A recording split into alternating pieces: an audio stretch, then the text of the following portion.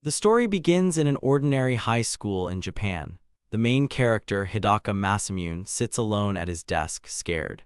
Two of his classmates approach him, and one of them, wearing an earring, leans on him, putting his hand on his shoulder. They rudely ask Hidaka to go get them some juice. The young man, holding a notebook in his hands, agrees and asks if they should take seltzer juice. But at that moment, he himself thinks about how he is used every day as an errand boy. The boys throw a few coins into his palm so he can buy them some juice. Hidaka muses that all this is happening simply because he has been cursed with the servant personality. He has already come to terms with the fact that the sky is always gray and gloomy for him. He considers this his daily life. A girl approaches a group of boys who send Hidaka to get juice. She asks them if they are still making fun of Hidaka. The girl with glasses starts shaming the boys, saying that they are already in high school, but they continue to act like hooligans. One of the boys replies that he will just buy them juice and asks what the problem is. The bullies approach the frightened Hidaka from behind, and the boy with the earring says that they are old friends and asks if it is true. While Hidaka remains silent, the other boy answers that it is true and Kawashi-san was simply mistaken. The girl asks in surprise if it is true, not believing their words. Hidaka agrees with the bully's words, assuring his classmate that she shouldn't worry about him. Kawashi doesn't quite believe his words and decides to check again if everything is okay with him. The boy looks up and looks at her, then he looks away and says he doesn't understand what she's talking about. He walks out of the classroom, leaving the confused girl behind. Hidaka believes that there are only 4 types of people who engage in bullying, and each has their own role in it. He divides them into observers, helpers, bullies, and victims. He goes out onto the roof and thinks that what they all actually like is that they weren't in the victim's shoes. Hidaka walks to the edge of the roof and puts his hands on the railing. He thinks it's broken. He climbs over the railing and, standing at the very edge, says out loud that it is not really him who is broken. And this world is broken. Hidaka says goodbye. He intends to end his life once and for all. During his fall, he thinks that it was not necessary to take his own life, but he was not able to continue to exist in this way. Introducing his classmates, he thinks that they most likely won't even notice that he's not there. Hidaka falls, and it is announced that Hidaka Masamune has died. The young man opens his eyes and looks at what is happening in amazement. He stands in the middle of a huge hall opposite a throne on which a man sits majestically. On both sides of him stand people who joyfully inform His Majesty that they have succeeded and that they have finally managed to do something. Hidaka wonders if he is alive and where he is. The man sitting on the throne greets the heroes. He expresses his joy that they have finally arrived to them. Hidaka doesn't understand what heroes he's talking about or what the man means when he says this. Hidaka notices that his entire class is standing behind him. The man says that his name is Johannes Greyberg and he is the 47th king of the state of Greyberg. Hidaka turns around and wonders to himself why the entire class was moved here. The king expresses regret for having to call them all so suddenly. The young man catches the gaze of the boy who treated him badly and, frightened by him, turns away. His Majesty tells that the kingdom of Greyberg has been fighting magical entities for many years, but they still do not know when this war will end, and because of this, they decided to call heroes to help them in this hopeless situation. The king says that the message says that the heroes who are summoned will have high stats and skills. He is about to continue his speech, but someone interrupts him with a loud shout, demanding that he stop his story. The boy who mocked Hidaka declares that he will do nothing. He rudely asks what characteristics he is talking about. He then turns to the king and asks if he realizes that he has kidnapped them all. Right next to the young man's feet, a small explosion occurs which does not affect or injure the guy in any way, but frightens him greatly. The king, with his hand outstretched in front of him and smoke coming from it, announces that he has used magic. He apologizes for acting so suddenly. The whole class was very scared by the explosion, and King Greyberg justified himself by saying that it is quite difficult to explain it to people who do not believe in magic. Hidaka begins to suspect that this is another world. The king continues his apology and says that it is more effective to show the magic visually. The young man who argued with the king is very angry at his action. Another classmate with a mole under his eye calls him by his name, Sai, and he turns around and asks in a sharp tone why he called him. He replies that they are surrounded by an armed guard of warriors, so it is better not to start a fight with the king. He offers to listen to them since no one understands what is happening at the moment. The two girls express their agreement with their classmates' words and ask Sai to keep quiet for a bit. Sai agrees with extreme displeasure. The king says that they can relax as they have no intention of killing the heroes they spent so much effort summoning. He adds that it was extremely difficult to summon them. Sai exclaims that they are all just high school students. His Majesty replies that after their summoning, each of them received a unique power and profession, and those who received the title of hero are especially talented. The girl with long hair says that they will understand everything if they say the word status. Sai says and his stat panel appears. There he reads that his full name is Seki Keita, he is a level 1 sage and his title is hero and his magic skill is fire hammer. The girl is surprised. She tells the king that there is great news, this boy is a sage. She adds that a sage is the highest class of knight and he also has a sacred attribute. The girl turns to the king and says that she never ceases to be amazed by what is happening. Hidaka turns around in confusion. Someone shouts that the boy is a hero. The king and the knights are surprised to hear these words. The girl tells the boy with the mole that his stats are unmatched. The panel says that his name is Ikijo Yakimura and he is a level 1 hero with many strong magic skills and also has a hero sword. Hidaka is horrified. He thinks this is all some kind of madness. He thinks to himself that all these people were happy initially, and now they have the opportunity to be happy even in another world. He thinks that something is happening too and quietly, almost in a whisper, says the word status. On the panel he sees that his profession is healer, his title is reincarnated, and his stats are quite low compared to others. Hidaka looks at the panel, sees his title, profession, and gets angry. He asks with hatred if this is his blessing. Nervously, Hidaka asks the girl to tell him something. She politely asks him what exactly he wants to know. The girl smiles affably, but when he asks what a healer does, her face instantly changes. She replies that healers are a profession that specializes in healing, adding that it is the weakest class. Hidaka feels a strong sense of disappointment, not believing what he heard, that he is the weakest. Seki approaches him and asks if he heard that. He loudly says that Hidaka is the weakest and wonders why he even came here. The girl with glasses calls him, calling him Saki-kun, and angrily wants to say something, but he immediately interrupts her. Seki says that she can't refute the fact that he is the most useless one here. Ikijo turns to Seki and tells him that he has gone too far this time. He asks if he thinks he was too rude to Hidaka. The boy cheekily asks if he is telling him this. A short, elderly man approached Hidaka and asked if he could ask why his title was the only one that said he was reincarnated. The whole class turned around, waiting for an answer. Hidaka reluctantly begins to answer. At this time, the girl looks at him with contempt in her eyes. Hidaka, looking away, admits that he jumped from the roof. The old man replies that he understands him. The girl invites everyone to talk about their future. She says that the first thing they will do is enroll in a special school. She says that they will focus on training their powers so that they can fight against magical entities. The girl asks everyone to stand in a circle so she can teleport them to the student dorm. Hidaka, turning away from everyone, thinks that he couldn't go on like this any longer, and that's why he ended his life. Seki says that Hidaka is still useless, even after everything that happened to them, although being a healer is better than being unemployed. Hidaka continues to reflect and thinks that even so, he is still in his cruel, everyday life. Seki says that no one will remember him anyway. Hidaka thinks to himself that even in another world, things work out the same way. Hidaka thinks that even in this world, he still treats him badly. When Seki is about to leave, he wonders if it's really that funny. He turns around and asks again. He approaches Hidaka and asks what he just said. Hidaka replies that it doesn't matter and that he is already sick of Seki, who grabs him by the collar. Hidaka declares that he is not going anywhere. The girl asks again in surprise. The girl asks if this is true. She says that when she found out he was a healer, she thought about taking him to a different place from his classmates.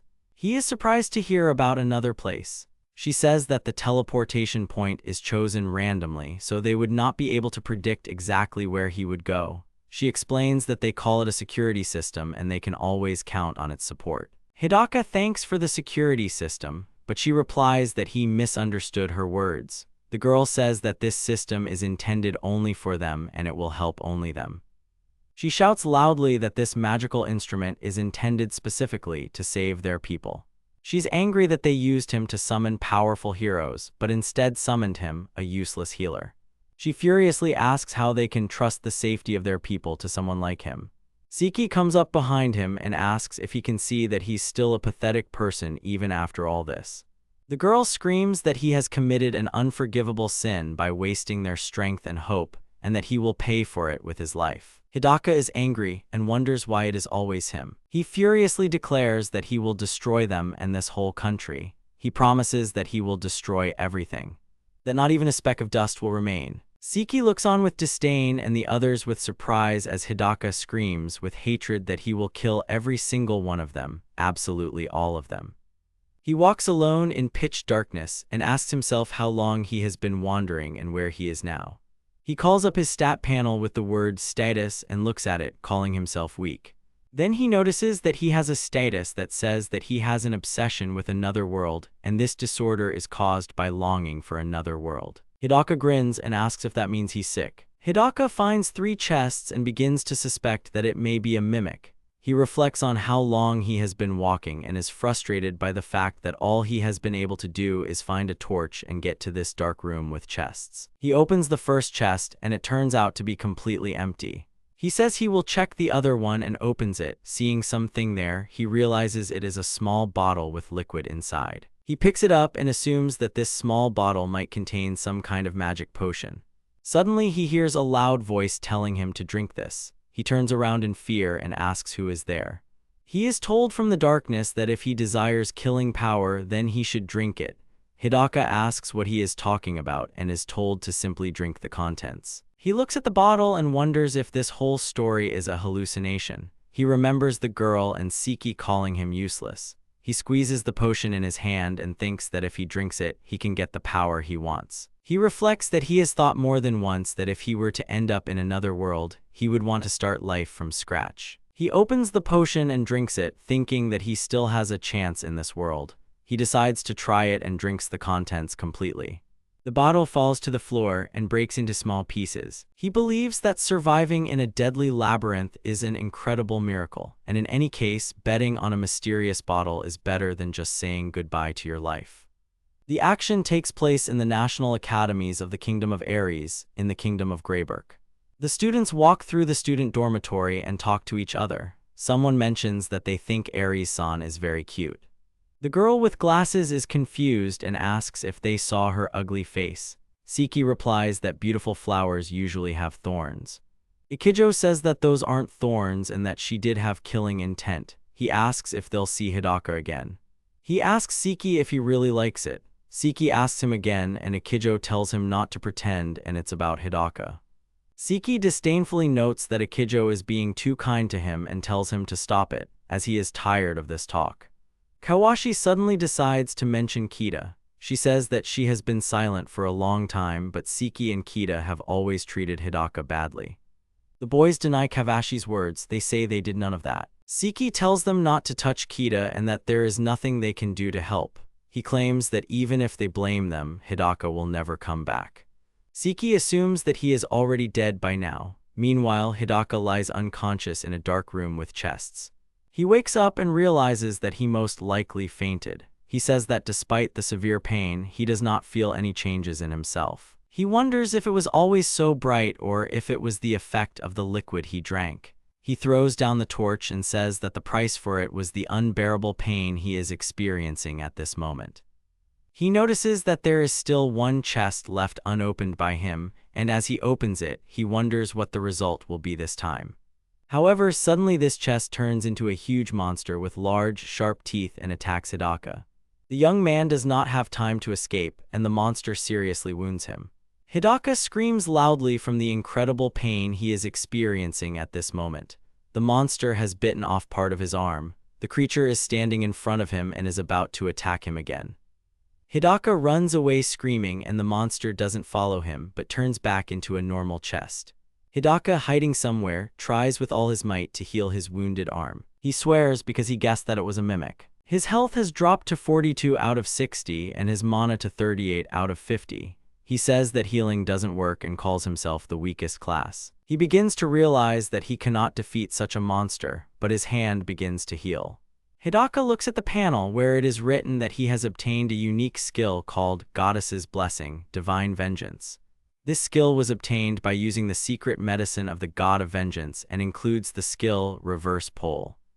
Hidaka wonders if that thing is the secret cure. He reads on the panel that the reverse effect can arbitrarily set the status of any object and can be cancelled, but when the status is cancelled, the polarity sign immediately changes to the opposite. Hidaka wonders if this is all because of the use of healing. An announcement is made that the launch of Divine Vengeance activates Reverse Pole, but healing is replaced by Erosion Wave. Hidaka is indignant about why so loudly and does not understand what erosion means. The panel says that the erosion wave is a spherical wave with an erosive effect that radiates around the user and takes away the life of whoever it touches, and the range of the effect can be expanded by distributing the magic power. Hidaka sits and reads his panel, wondering if healing really turned into the saving erosion wave. He thinks that he might be able to defeat this monster, and he returns back to the chest. He understands that the chest is in the same place and it will not move until someone tries to open it. His hands are still shaking, although he has returned his left hand to a functional position. He is worried and hopes that he will die. He uses Erosion Wave and it moves towards the monster. Hidaka defeats the monster with his new skill. There is a small explosion, and he notes that this is how reverse works. He shouts joyfully that he has won. It turns out that the notification that Blessing of the Goddess is activated, and he is offered to choose loot. Hidaka is confused about Goddess's Blessing since he didn't use it. He wonders if he can get his loot. On the panel, he reads about the new skill Mimicry, which allows you to change your appearance. It also says about the skill Royal Arc, which is a space designed for storage, and the potion Lesser Restoration. He believes that the Royal Arc will definitely be useful to him too, and thinks that for a simple box there was a lot of useful stuff in it. An announcement is made that the Mimic was level 500 and was a guardian. Hidaka is surprised that the monster was so strong. The level up notifications are coming in huge numbers. The notifications keep coming and he wonders how long this will go on. One of the notifications says that the level of healing has been increased due to the increase in the user's level. Hidaka is surprised that magic has levels too. His healing skill has increased. Notifications are coming in huge numbers, which is extremely annoying for Hidaka. Hidaka looks at his stat panel and is surprised by his stats. His level, skills, and abilities have increased significantly. The young man reading the panel says that since he does not know the standards of this world, he cannot be sure that with such a level he can call himself strong. He thinks about his classmates and fears that they may all be much stronger than him. The young man, looking into the dark corridor, decides that it is time for him to continue on his way. Walking along it, he finds himself near a mysterious, large gate. He assumes that an event awaits him behind these gates, and without thinking, he tries to open them. However, he can't open the doors on his own, and he wonders how he can get in. An idea suddenly comes to his mind about how to do it. He decides to use his magic skill, Erosion Wave, and makes a big round hole in the gate. He concludes that it is not necessary to do everything honestly. Hidaka, entering the spacious hall, is surprised. He sees a levitating staff in front of him. Overjoyed, he runs to the staff and says that he has been waiting for so long to finally receive some equipment. He runs up, but when he tries to grab the staff, a strong earthquake suddenly starts. He is confused. The only thing he can understand now is that the room is shaking violently. Hidaka hears a loud bang from above. He looks up and sees that the ceiling has given a huge crack and continues to break. The ceiling finally collapses and something falls to the floor with a loud crash, causing Hidaka to feel genuine horror. A giant in knight's armor appears right in front of the young man and swings his huge sword at him. Hidaka does not believe that this could be the guardian of that staff. The sword almost touches him, but at the last moment Hidaka manages to dodge. The guard hits the floor with his sword with such force that it shatters into pieces, which fly at Hidaka. The young man understands that the guard is too strong, but he thinks that he can defeat him since his physical resistance has increased significantly. Hidaka uses his protective aura and sees that the giant has slammed his sword into the floor with such force that he can't pull it out. The young man realizes that this is his chance to defeat the enemy and attacks with magic. He hits the guard and wounds him badly. The knight falls to his knees from the wound he received. The young man thinks that he has already defeated his opponent. He is surprised and glad that it was much easier than he thought. But the guard rises to his feet and suddenly hits Hidaka with such force that he flies back to the wall, causing it to crack. The knight stood up and the young man wondered why. He thought he had already defeated him. Hidaka begins to heal himself and reflects that if he had not used the protective aura, things could have turned out much worse. He realizes that he has become overconfident after leveling up, even though he is only a healer. Thinking about what to do, he decides that it is time to show his full power. He attacks the enemy with all his remaining strength, and his attack is much stronger than last time. His blow strikes the knight dead. Hidaka realizes that this is the end, and the guardian instantly evaporates. A notification comes about receiving a new item, namely the Elder Knight's sword and skill upgrades, where it says that Mimic Style allows you to hide your status at a higher level.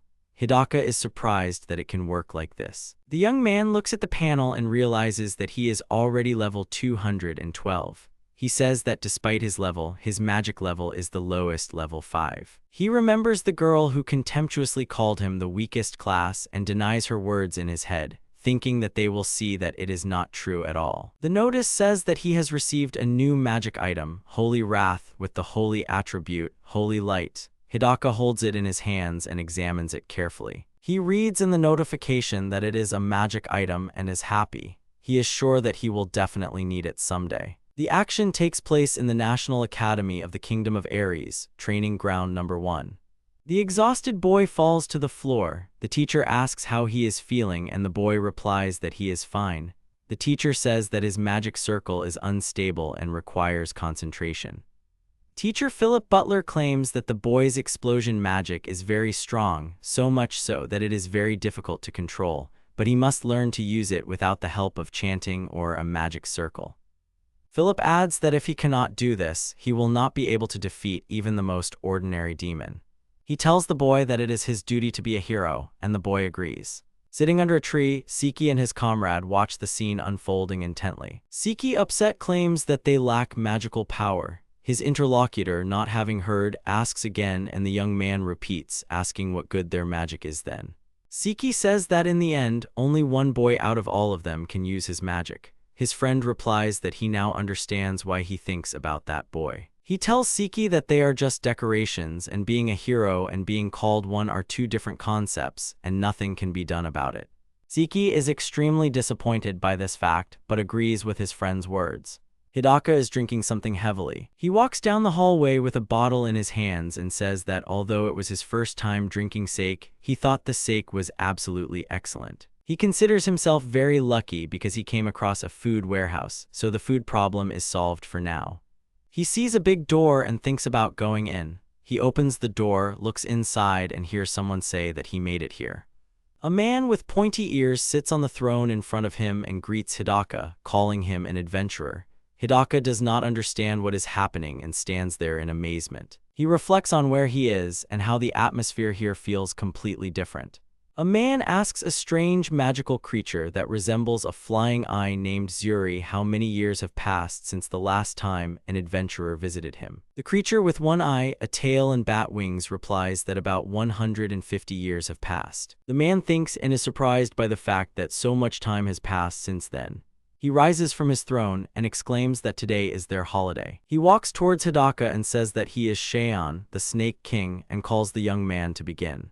He approaches Hidaka and offers to fight. At this moment, Hidaka feels something in his stomach. He releases his gaze to look. The Snake King pierced his stomach with a sword and exclaimed that he finally remembered this feeling. He pulls out the sword and, laughing evilly, repeats that for him this is the most wonderful feeling. The young man thinks that he is unable to breathe, and Sheian insists that he is disappointed that this is the adventurer he has been waiting for 150 years. While Hidaka is in the process of healing himself, the king, leaving, adds that they have become much weaker since then. Sheian turns to the youth and asks if he is a priest. Zuri asks for time to look at his characteristics. The magical creature exclaims in surprise that the young man is a healer. The Snake King assures that the healer could not have reached him alone. Zuri says that this is strange. The king does not understand what his creature is talking about and clarifies what exactly. It wants to say something about the young man's skills but does not have time to finish. Hidaka takes the staff and attacks the creature with holy light. With his blow, he destroys the magical creature and it instantly evaporates. A notification comes that the blessing of the goddess has been activated and you need to collect the loot. The king exclaims that the youth dared and wanted to attack. However, Hidaka manages to get ahead of him and carry out his attack first. He releases a magical attack and thinks he hits the Snake King, so he wonders if this is the end for him. But it turns out that Sheian managed to dodge his magical blow. The king yells, asking what kind of magic he uses, and then sees that his sword is chopped off. Hidaka is upset that only his sword was damaged. The king wounds Hidaka and is angry at the young man for killing Zuri, and now wants to deprive him of his sword. Hidaka falls to his knees from the powerful blow, and Sheian asks if the young man still thinks that he will be able to leave him alive today. Hidaka heals himself and thinks about how he can't see the Snake King because he's moving too fast. The king looks at the staff and asks if it was he who created the magic that killed his magical creature. He believes that this is the case, but does not understand why there are no signs of use on it. Sheian, confused, says that Hidaka is behind the hero. The young man replies that the flying eye has already told him that he is a healer. The Snake King wounds Hidaka, not believing his words. He thinks that the boy is hiding his status. The enemy demands Hidaka to tell the truth before he completely slashes him. Hidaka continues to answer that he is a healer. The king, continuing to inflict wounds on him, calls the youth a liar and claims that Hidaka could have killed him too, and this is precisely why Zuri was so wary after seeing his characteristics. Hidaka lies wounded and powerless on the floor. He cannot get up and understands that recovery never comes. Sheian shouts that he is definitely hiding something, since a healer cannot use offensive magic. Hidaka reiterates that he is a healer. The king, in a rage, demands to know his name. The boy doesn't understand why he needs his name. He remembers Siki's words that Nito would suit him better since it's better than being a healer. Hidaka manages to get back on his feet despite his multiple injuries and decides to answer that his name is Nito. He thinks about the fact that his name will now be Nito. He wants to spread this name and take revenge under this pseudonym because he believes that being killed by Nito is an incredibly great humiliation. The king mockingly asks if he said Nito, and the boy shouts back that he is Nito and not Nito. Nito angrily shouts if he has any hearing problems. Sheian laughingly asks what kind of hero the young man is. Nito shouts in irritation that he has already said several times that he is a healer. The king looks at him and says, disappointed that this is too boring. He attacks, making multiple deep cuts on the boy's body. Nito falls to the floor in death, and the Snake King stands over him, saying that the moment of his end has come. The enemy swings his weapon, ready to take Nito's life. The young man thinks about how he will just die like this, without having accomplished anything in his life. At the last moment, he manages to attack with a wave of erosion, which stops the sword and attacks the king. He, not expecting it, gets hit by such a powerful blow. The defeated enemy is amazed that the boy still has mana to use magic. He says that in these 150 years, no one except Nito has been able to defeat him. Nito replies that the king was good at fighting. Sheian laughs at the boy's decision to judge his fighting ability, sarcastically calling it generosity. The Snake King advises him to hide his true identity, but Nito does not understand why he needs to do this. Sheian says that even he, the Snake King who lived for hundreds of years and was famous throughout the continent in the past, lost to him so easily. Lying on his deathbed, he asks Nito again if he is really a healer, but when he doesn't get an answer, he says that he now believes his words. The king says that the great unknown magic of the elementary class will attract others, and everyone will want to get it for themselves. He claims that this world rejects things it cannot understand and the weak classes must remain weak, so it is better for the youth to hide his strength from prying eyes. Nito asks the king for permission to ask a question, and Sheian asks him what exactly the young man wants to know. Nito tries to find out from him if he knows any information about the god of vengeance. Sheian remembers a man who mentioned this. The man in the memories addressing him says that he decided something for himself. The Snake King is silent until the young man calls out to him, calling him uncle. He thinks about what it means, how it all happened. He laughs, saying that he felt nostalgic when he heard that name. Nito happily asks if that means the king knows something about him. Cheyenne replies that although it was a long time ago, he still remembers that this nickname belongs to one adventurer. Nito does not know who adventurers are, and the Snake King says that if Nito travels, he will understand everything himself. The young man is completely sure that the king knows something about this, but Cheyenne ignores his words, saying that he had a lot of fun last time. The Snake King asks Nito's real name, knowing that he made up a pseudonym for himself. The young man decides to give his real name, Masamune Hidaka. Cheyenne asks again with a smile on his face and wants to say the name of the guy who was before Nito, but he doesn't have time. Nito addresses him and says that his character is different from before, but the Snake King can no longer hear him. He died from his wounds. A notification came about the activation of Blessing of the Goddess and a request to collect the loot. Nito notices that Cheyenne's sword is flying. The boy receives the equipment, Kurgel's snake sword. Nito wonders if he is supposed to use such a weapon if he is a simple healer. The young man looks at the king and says that he deserves credit. Nito gains the ability Evil Eye of Truth, which allows him to see the target's status. He comes to the conclusion that he got this ability from Zuri's flying eye. From Cheyenne he receives the skill Divine Speed, which made him so fast. The young man looks at the defeated enemy and wonders why he still hasn't disappeared. Nito notices a ladder in front of him and decides to check it out, hoping that it will lead him out of this labyrinth. As he climbs the stairs, he comes to the decision that he will definitely get out of this place, no matter how long it takes, and will not die until he takes revenge on all his offenders. Nito learned that magic could easily cure a hangover, so he continued drinking sake. As he climbed the stairs, his thoughts were occupied only with when it would finally end.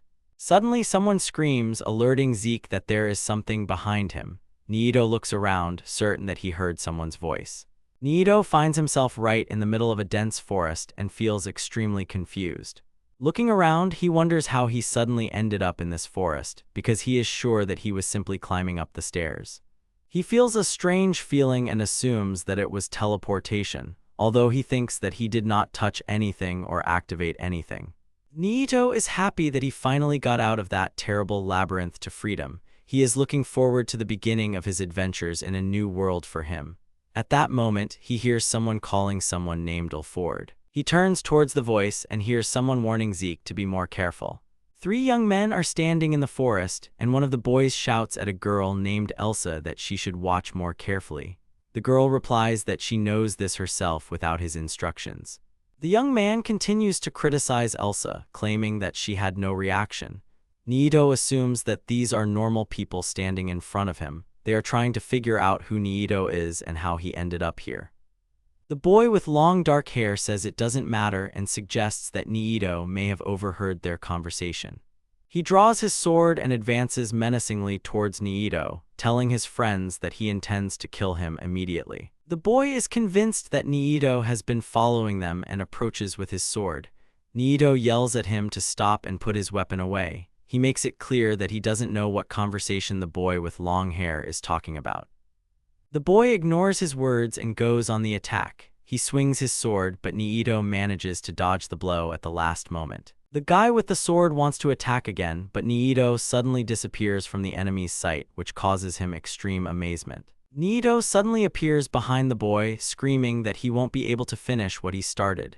Nito has a sword in his hands, which he holds right at the neck of their friend Elsa. The boy with the katana curses, saying that he caught him off guard. Nito asks him not to move. He assures him that he just wants to ask. Nito insists that the boy do as he tells him. First, he asks him and his friend to immediately put their swords back in their sheaths. Elsa tells Zeke that they have already lost. She claims that Nito's movements were so fast that they were indistinguishable, and she could not even sense him approaching. The boy does not let go of his sword and considers his next move. The boy realizes that they are now at a losing position. He lets go of the sword, declares that they surrender, and asks to let his girlfriend go. Nito has a strange, familiar feeling. He does not believe the young man and suspects that this is a common trick. Zeke replies that he even took his hands off the sword, but Nito still continues to doubt the truth of his intention. The guy continues to assure him that it is true, and Nito thinks about it. Eventually, Nito lets the frightened girl go. The girl thanks Nito and he says that he will then move on. As Nito is about to leave, Zeke suddenly asks him to stop for a minute. Nito turns around and angrily asks if they still want to kill him. The guy introduces himself, but Nito rudely replies that he is not interested. Zeke replies that he has one request for Nito. The boy wants to ask Nito for help. Nito is surprised by this request and a nervous laugh escapes from him. The boy doesn't have time to answer when Elsa shouts at Zeke, demanding that he not drag Nito into this. Nito thinks that it's too much of a hassle for him anyway, so he doesn't plan on helping them. Finally, he advises them not to hit other people anymore because it is bad, and waving his hand at them, he begins to leave. Nito doesn't get far before Zeke suddenly uses fire magic. Several large fireballs form in the air and fly straight at Nito. He dodges the attack, disbelieving what is happening, and asks Zeke what he is doing. The boy uses a fire hammer and a large fire attack builds up in the air above him. The boy says that he will act coolly. Zeke continues to persistently ask for help during the attack. He assures that they just need a little help from him. Nito thinks that this guy is just a real madman. The young man thinks about Zeke's words and the events that are happening and does not understand how one can hide in such a situation. He decides to take action. Zeke wants to tell the reason for the request for help. He uses the evil eye magic and sees Zeke's stat panel in front of him. It says that his name is Zeke Ladurbach. He is a dragon knight with good stats and many magic and fire skills. Nito honestly admits that he is very jealous of him. He reproaches Zeke for using such powerful magic for no reason. The boy replies that Nito says so simply because he himself has never used it. Zeke continues his attack and yells at Nito not to act like that. Nito recalls that while climbing the stairs, he tried to invert one of the spells, namely Attribute Assignment, the nullification magic. He had already realized that since he didn't yet know the range of its effect and the scale of the spell that it could destroy, it would have to be tested in a real fight first. That was why he had waited so long. Nito says that since there is such a huge difference in levels between them, he thinks that he should try it now. Zack asks Nito what he is talking about, but Nito, choosing not to respond to his words, simply uses nullification magic in response to his magical attack. With the help of magic, Nito manages to stop his magical attack. Zeke does not understand what happened to his magic circle, or what happened at all. He begins to think that Nito is a monster. Nito prepares to attack back and angrily asks them if they were planning on using their dirty trick from the start. Elsa grabs Nito's hand and apologizes for her comrade. She is afraid that he will kill her friend and says that he made a mistake in trying to justify him. The girl screams that what she did was wrong and she understands it, but she begs Nito not to hurt her friend, promising to do whatever he wants in exchange for his mercy. Nito suddenly remembers unpleasant moments from his past when Siki treated him with mockery and hostility. A nervous laugh escapes from his chest. With disappointment in his voice, Nito asks if he now seems like a bad person. He decides to repeat once again that he will not help these people and wants to continue on his way. Suddenly, Zeke makes Nito an offer to become their comrade. Nito turns around and his face expresses surprise and confusion. Zeke says that he realized a long time ago that he is not alone and that he could change a lot, so now he is looking for strong partners. Nito is stunned by such a confession. According to Zeke, their organization only has 4 active members, and things don't always go as smoothly as they would like, but at the moment they are in dire need of power. Zeke claims that Nito is a great fit for their team, but the boy wonders what benefits he will receive if he decides to join them. Zeke assures him that they can get him anything he wants, but Nito responds by saying that there is nothing he needs right now. Zeke asks if Nito would refuse even if they could grant him any wish. Elsa demands that Zeke stop his persistent persuasion immediately, but he remains adamant. He admits that he does not have much time left and needs a strong comrade. Zeke holds out his clenched hand and asks Nito to take something. The young man carefully takes the ring in his hands and Zeke informs him that this is their means of communication. They pour their magical power into it, and this gives them the ability to communicate with each other over a long distance. Zeke suggests that Nito not rush to refuse, but take some time to think about their offer and give an answer only when he is completely sure of it. Zeke explains that they named their organization Dragon Heart, and they strive to completely rid this world of the rotten elite for the common good. Nito asks with laughter and irony in his voice if they really took him for a follower of their ideas. According to Zeke, they staged a run into the Duke's territory where they are now, and after them there was not a single soul left there. Nito wonders if they killed everyone there. Based on Zeke's words, he decides it would be best to accept the ring and take it with him. Zeke and Elsa's comrade expresses astonishment. He is surprised when he sees Nito using a spatial storage. Nito asks if this spell is so rare. The boy replies that it is the first time he has seen it in his life. Nito asks about the boy's future plans. Zeke replies that they are currently heading to the kingdom of Greyberk. Zeke mentions that this country summoned heroes a month ago, and they want to begin their own investigation into it. Nito realizes with horror that it has already been a month since he and his entire class were transported to this world. He worries that he has missed many important events during this time. Zeke, realizing that Nito is worried about something, inquires about his condition. Nito was so lost in his thoughts that he didn't answer the question posed to him. When he came to his senses, he lied and said he was just thinking about going to town. Elsa happily informs them that they are now on their way to Hossen, and that they will arrive at their destination in 3 days on foot. Zeke reminds Nito that he never told them his name. The boy decides that he cannot tell them his real name since they are heading to Greyberk, and introduces himself by his pseudonym, Nito. But suddenly he remembers the Snake King Shaon, who called him Nito. He decides that from now on he will call himself Nito. The young man looks up at the sky and rejoices in his long-awaited freedom. He is walking slowly through the forest, enjoying the moment when he does not have to do anything and can just walk. Suddenly he hears a noise from the trees. A pack of wild wolves appears before him, and Nito is delighted by this turn of events. He rejoices, realizing that this is it. After all, this is another world. According to Nito, the situation is starting to get heated, and he just needs to relieve his tension. At first, he wants to check their status with magic, and what he sees shocks him. He sees that they are too low for him, level 8. He remembers that Zeke had 48, and he thought that this was the norm for this world. He is ready for battle and says that it is time for him to start collecting loot. Nito hears a shout politely asking him to duck, and someone quickly runs past him towards the wild wolves. This man, in a matter of seconds, defeats the entire pack of hunting wolves at once without making any special efforts. He warns Nito that they are in a dangerous place for them. The person who so easily defeated the wolves turns out to be a cute girl with short hair. She asks if Nito was injured.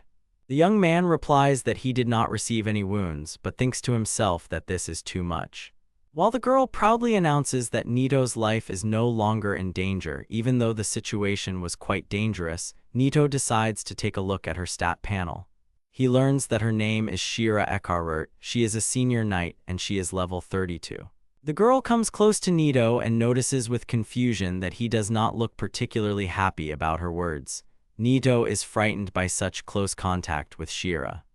The girl is called loudly from the carriage, calling her Miss Shira, and she gets into it together with Nito. The man sitting there turns out to be a merchant. He smiles amiably and says that he is William Vector and introduces his cabman, named Keys. He adds dryly that he is pleased to meet you. The girl introduces herself as Shira Ekarurt and stares at Nito without taking her eyes off her. Under her persistent gaze, Nito calls out his chosen nickname, which Shira called a rather strange name. Nito wonders what is wrong with her. William informs Nito that they are taking goods to Radhausen. He cheerfully tells that he met Miss Shira completely by chance when he was looking for an escort in the capital. Nito sheepishly states that he will probably only get in their way on their journey, but the merchant insists that the more companions they have, the better the journey will be. The man praises the girl with admiration, describing how she sensed something was wrong and reacted so quickly by jumping out of the carriage that he didn't even have time to realize what was happening. He admitted that up until this point, he had never seen the White Royal Knights in action, although he had heard a lot about them. Shira modestly claims that she did nothing special. Nito wonders who the Royal White Knights are, and William is extremely surprised that the young man knows nothing about them. He tells that the capital of Radhausen is ruled by kings of a family that has been sitting on the throne for several generations, and the current ruling king is Arnold Radhausen. William continues his explanation by saying that the Royal White Knights are a unit that is stationed in the capital under the direct command of the king alone. The man adds that the Royal White Knights only occasionally appear in public places, and otherwise people know almost nothing about them. William addresses Sure, noting that meeting a knight like her in such a place is something akin to a miracle. The girl is embarrassed by these words, trying to deny their truth. Nito also begins to think that he clearly did not expect to meet a white-haired girl. Looking at her, he realizes that she really does look like a heroine from another world. Shira points out that she also knows something about William, but the merchant jokes that he can't even compare to her leg. Shira praises William, saying that you can buy the rarest items from him that you can't find anywhere else. She claims that there is no one in the merchant world who doesn't know his name, and even in the neighboring kingdoms they have heard of him. Based on Shira's words, Nito concludes that William definitely needs to be accompanied on his journey. The merchant only expresses joy that his business is now significantly on the rise. William asks Nito how he ended up in such a place. The young man decides not to go into details, telling the whole truth about himself, and says that he was just thinking about a little adventure. The man assumed that Nito was heading to the guild. Nito thinks that of course there must be a place in this world where people's dreams originate. He tells the merchant that this is where he is headed, and Shira cordially offers to escort Nito to the guild once they arrive in the capital. The girl asks with interest what class Nito belongs to, but the young man is not sure if he can tell them the truth about himself. Nito remembers Cheon's advice to hide his identity and what Zeke said to him. He is lost in doubt, trying to decide what is the best course of action to take now. He considers lying and saying he's a sorcerer or a swordsman, but the thought suddenly makes him feel sick. Shira turns to him again, waiting for him to answer. Nito decides to tell them the truth. He announces that he belongs to the healer class, which surprises William. The man assumes that Nito wants to find a team for himself in the guild. The young man replies that if such an opportunity presented itself, he would be happy with such an outcome of events. Sherry suggests letting her talk to the guild. She thinks that together they can definitely come up with something suitable. The girl enthusiastically states that he will definitely be able to find partners for himself, since even the most experienced adventurers would benefit from a healer. She says with delight that he can become an example for all those people who are completing because of their low class. Nito notices her confidence and promises that he will do everything in his power. As they continue their journey to the capital, Shira casually asks Nito if he would like to learn fencing skills. Shira reminds him that his mana is not used up at all when practicing swordsmanship, as it is not a magical attack. Nito asks in surprise, how can healers use a sword? The girl doesn't understand why Nito thought that because he is a healer, he can't use a sword. She replies that healers can use anything, an axe, a sword, or even a rapier. Nito realizes that the class doesn't have as many restrictions as he previously thought due to the girl's words, who claimed that healers only know how to heal and nothing more. Nito decides to check if the healer can use magical attacks such as fireballs or electric shocks.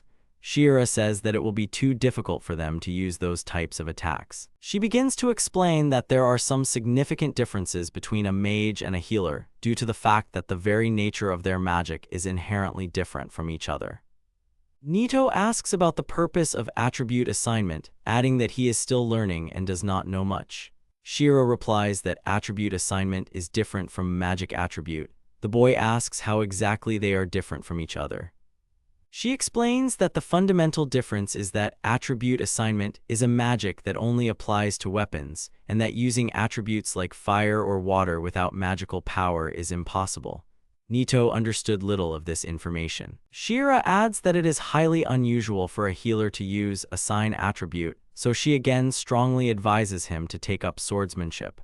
Nito thinks that this skill will definitely be useful to him in this world. Sherry enthusiastically asks to be sure to let her know if Nito decides to try his hand at fencing. Nito and his companions arrived at a small village called Tanya, and William suggested that they stop there for a while to rest from the long journey. They got off the cart and noticed a crowd of men gathered around someone. They they decided to go and find out what happened by asking the locals. An elderly man sitting in the center of this crowd of people noticed the people who had arrived in their village and asked who they were. Nito, Shira, and William introduced themselves and explained that they were on their way to Radhausen and wanted to stay in their village for just a few days.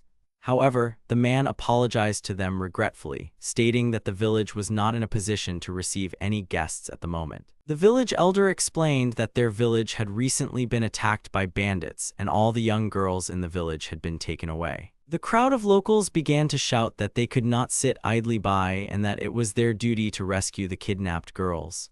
That was the very purpose for which they had all gathered here.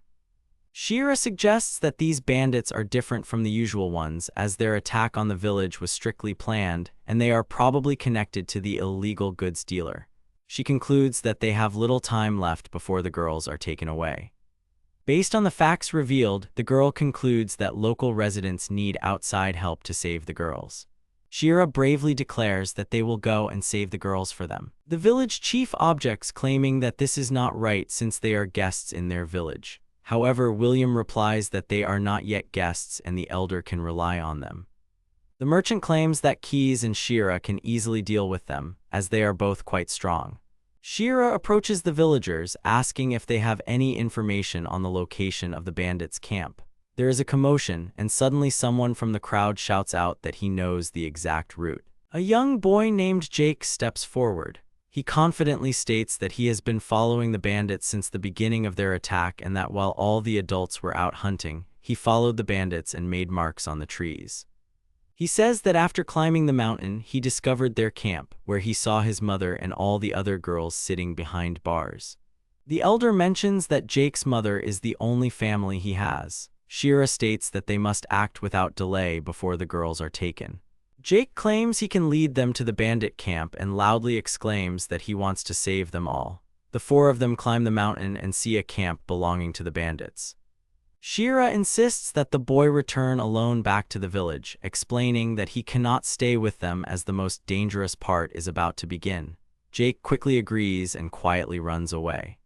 Nito, watching the bandits and the kidnapped girls, thinks that what is happening reminds him of a certain game event. Shira quietly whispers to Nito that she will signal him once she and Keys have cleared the area, and politely asks him to wait here. Shira tells him that healers do not have offensive magic and Nito agrees to stay, adding that she should not worry and that he will come to her aid if anything happens. Nito watches the girl go, secretly offended by her words that since he is a healer he should wait here. He thinks that there is no need for that at his level, but remembers that Shira does not even suspect this. He consoles himself with the fact that he still wants to watch someone like a royal white knight. At this time, in the village, the elder worriedly asks if the four of them can really handle a whole group of bandits. William asks to trust them, saying that Keys has also joined them and Shira is the current royal white knight. The girl expertly pierced one of the bandits and moved on. When Shira gave the signal, Nito came out from under cover and examined several large bandits killed by Shira. He comments on what is happening, admitting that this is exactly what he expected from Shira because she is the royal white knight. The girl only replies that there were not so many of them. They free the girls and Shira says it's time to return to the village, assuring them that they are going to escort them to the village so they feel safe and don't worry. Shira thinks that they are very lucky because at this time the rest of the bandits went somewhere. However, despite the fact that there is no one nearby, Nito does not leave a bad feeling and he looks around. Shira urges Nito to go further, but the young man advises her not to lower her guard and to be on guard. At that moment, a voice is heard asking where they are going. The bandits returned to their camp and surrounded Nito, his comrades, and the rescued girls.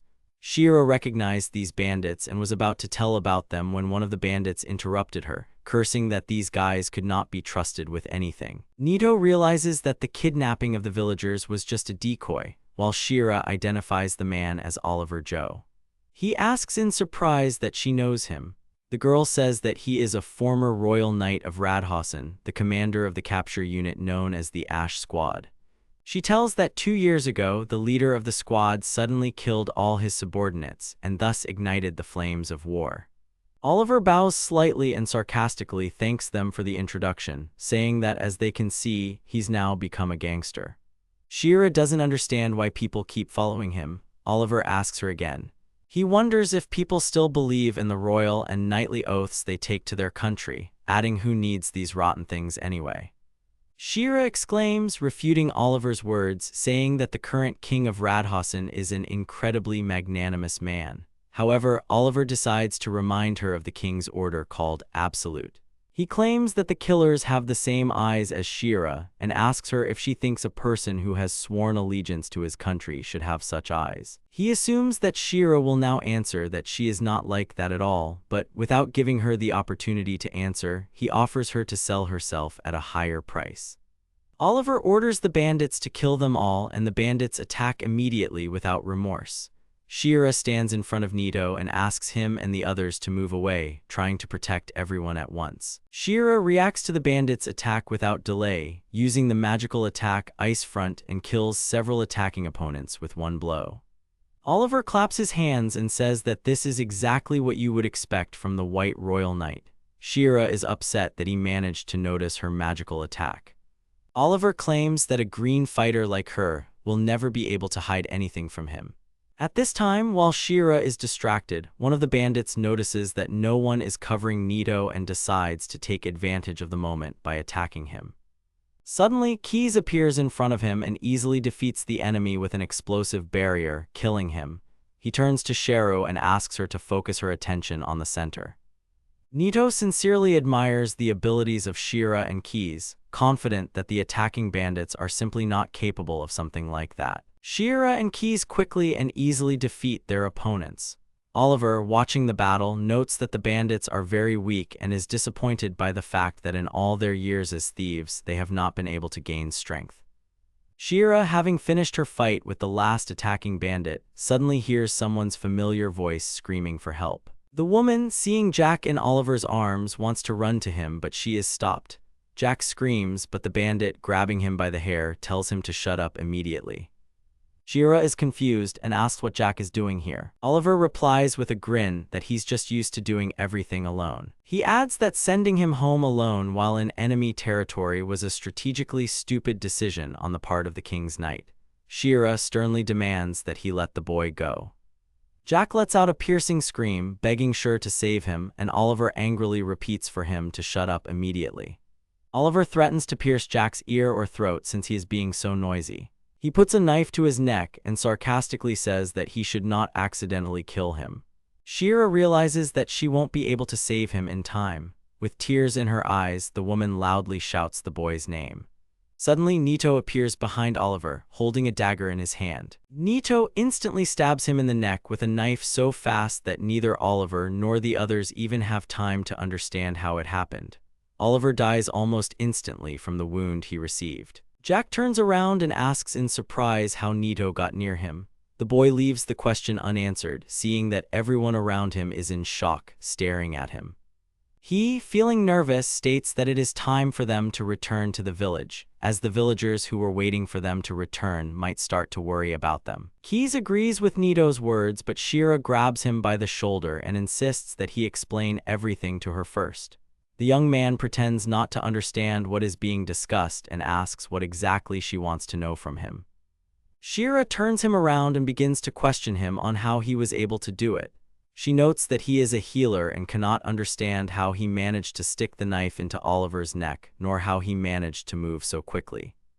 She screams and asks if he is hiding something from her. Seeing Shira furious, he realizes that he is now in a difficult situation. Shira remembers the status and demands that he show it to her immediately. Nito, trying to get out of it, suggests returning to the village first. Shira reluctantly agrees, but insistently asks him to explain himself to her as soon as they return to the village. Nito and Keys are left alone behind, and the young man praises Keys' magic, calling it amazing. Keys looks at Nito suspiciously and replies that his magic is definitely not as good as his. Nito thinks about how Keys looks like he wants to kill him. Nito, watching Shira and the locals, muses that they weren't supposed to see his power, but if he hadn't used it, Jack might be dead by now. He doesn't want to ignore Cheon's advice, but he believes that his decision was correct because this act can be considered good.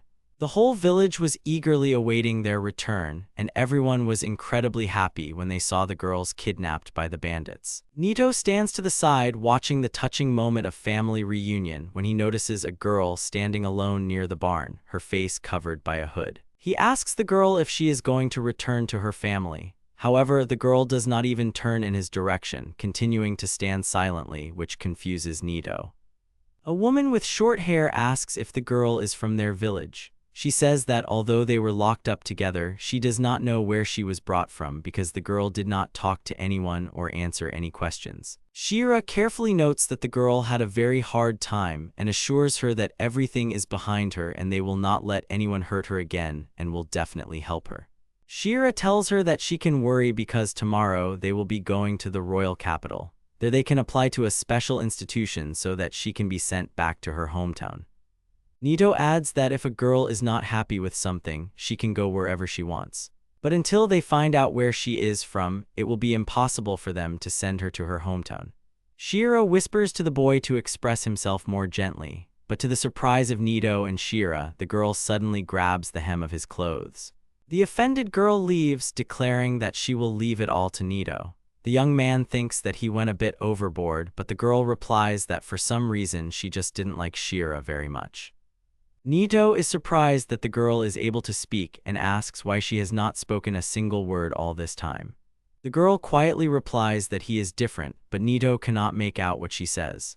She removes her hood, revealing her face to Nito, and says her name Todorica. Nito, seeing the girl's face, blushes, feeling some embarrassment. Todorica asks if he's listening to her. Nito responds by confirming that he heard everything. The girl asks him to call her by her abbreviation, Toa. Meanwhile, Sherry watches their conversation from the side with a displeased look. The young man wants to introduce himself as Nito, but suddenly wonders if it is worth doing. He decides for himself that lying is not the best solution and tells her his real name, Masamune. However, Toa nervously asks him to call him Nito in front of everyone else, and she easily agrees. The boy asks why she was captured, and Toa replies that she doesn't know. She explains that she was hiding in the forest and at some point she was suddenly captured.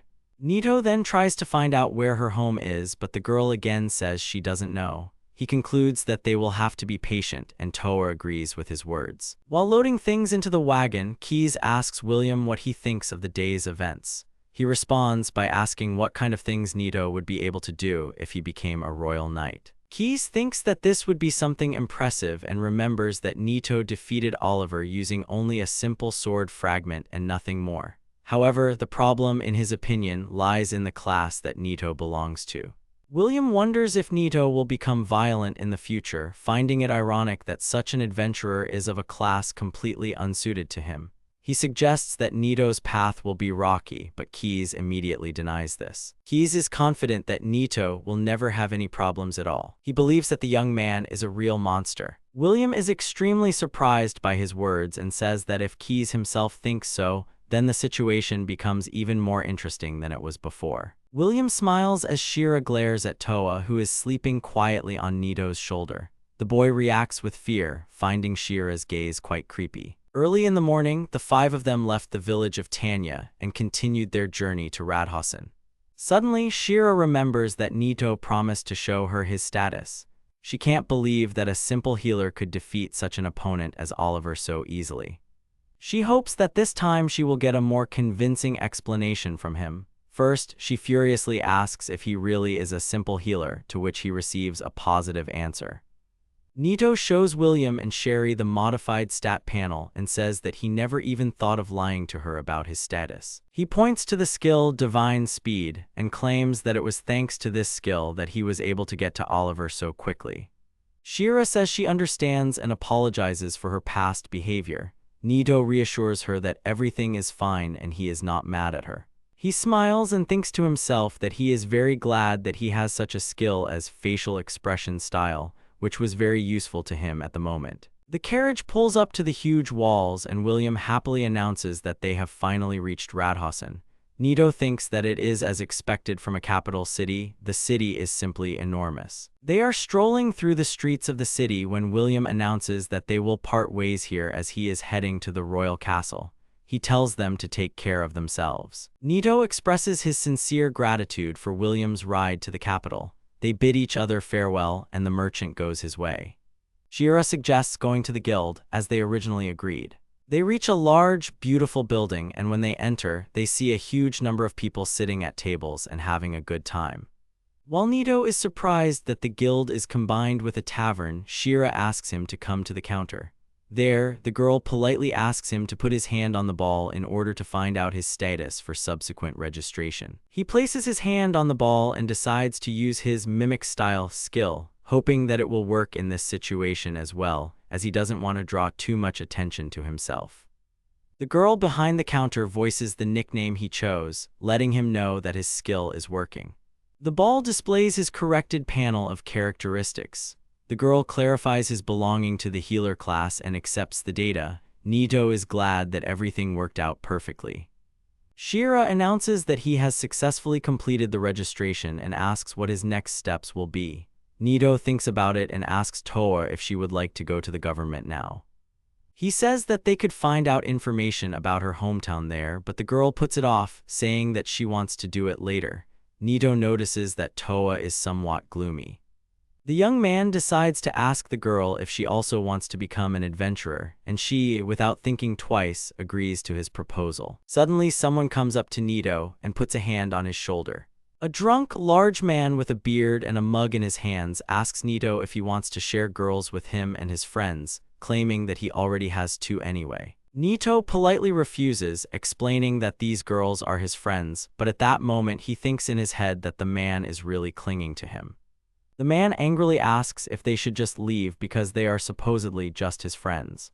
He asks if Nito is just a healer and starts to mock him, claiming that he can only eat the group's scraps and if anything happens, he runs back home to his mommy. The Toa watches the scene with a look of disdain and hears the man state that they are C-rank adventurers and that they will definitely be able to take care of them properly. Shira decides to intervene in the conversation and demands that the man apologize for what he said. In response, he asks why they need this guy at all, offering to keep them company, assuring them that it will be fun. Suddenly, several young men in knightly uniforms enter the guild. It turns out that they came to the guild in search of Shira. The girl approaches Shira, kneels down, and joyfully exclaims that she has finally found her. She says that she is glad that she has returned safely to the capital. Shira, in turn, turns to a girl named Annette and says that they have not seen each other for a long time. Nito is stunned that he treats Shira with such deep respect. Annette turns to Nito and asks who all these people are. Shira replies that the man is not even worth paying any attention to. She then introduces Nito and the Toa to them, explaining that she met them on her way to the capital and promised to escort them to the guild once they arrived in the city. Nito says that Shira has taken good care of them, and a happy Annette asks if that means it's time for her to return back to the castle. The man starts to get angry and, grabbing Shira by the collar, says that she is clearly brave since she decided to ignore his words. Annette throws him to the floor, twisting his arm and screaming at him for the dare he touched Shira-sama. The man screamed that it hurt. After dealing with him, Annette suggests that Shira leave, while Nito reflects on how easily Annette defeated the C-rank adventurer. Standing near the guild, Shira says goodbye, and before finally parting, she asks Toa if she is sure that she does not want to go to the government now. However, Toa replies that everything is fine and she does not need it now. Shira says that if anything happens, they should say that they know Ekarurt and asks Nito to take care of the Toa. The young man responds by assuring her that she can rely on him. The boys think about what they will do next. Nito remembers that they have no money at all. Suddenly, a woman approaches them on the street and admires their clothes, calling them very interesting. The woman brings them to her store and is surprised that they are traveling with absolutely no money, saying that in today's world, without money, you can die. She looks at Nito's clothes and notices that they are quite dirty. The woman says that she will still be happy to exchange these clothes for new ones and will even be able to find something for the girl too. Nito honestly reports that their clothes are in pretty bad shape, but the woman assures them that there is no reason to worry. She explains that the clothes are made of very expensive fabric and throwing them away would be a terrible indulgence. Nito is surprised by the fact that his clothes are so expensive because they are just a school uniform. He happily accepts the store owner's offer to exchange them for new clothes. The woman looks for clothes and asks what class Nito belongs to, guessing that he is most likely a warrior or a hunter. The boy replies that he is simply a healer.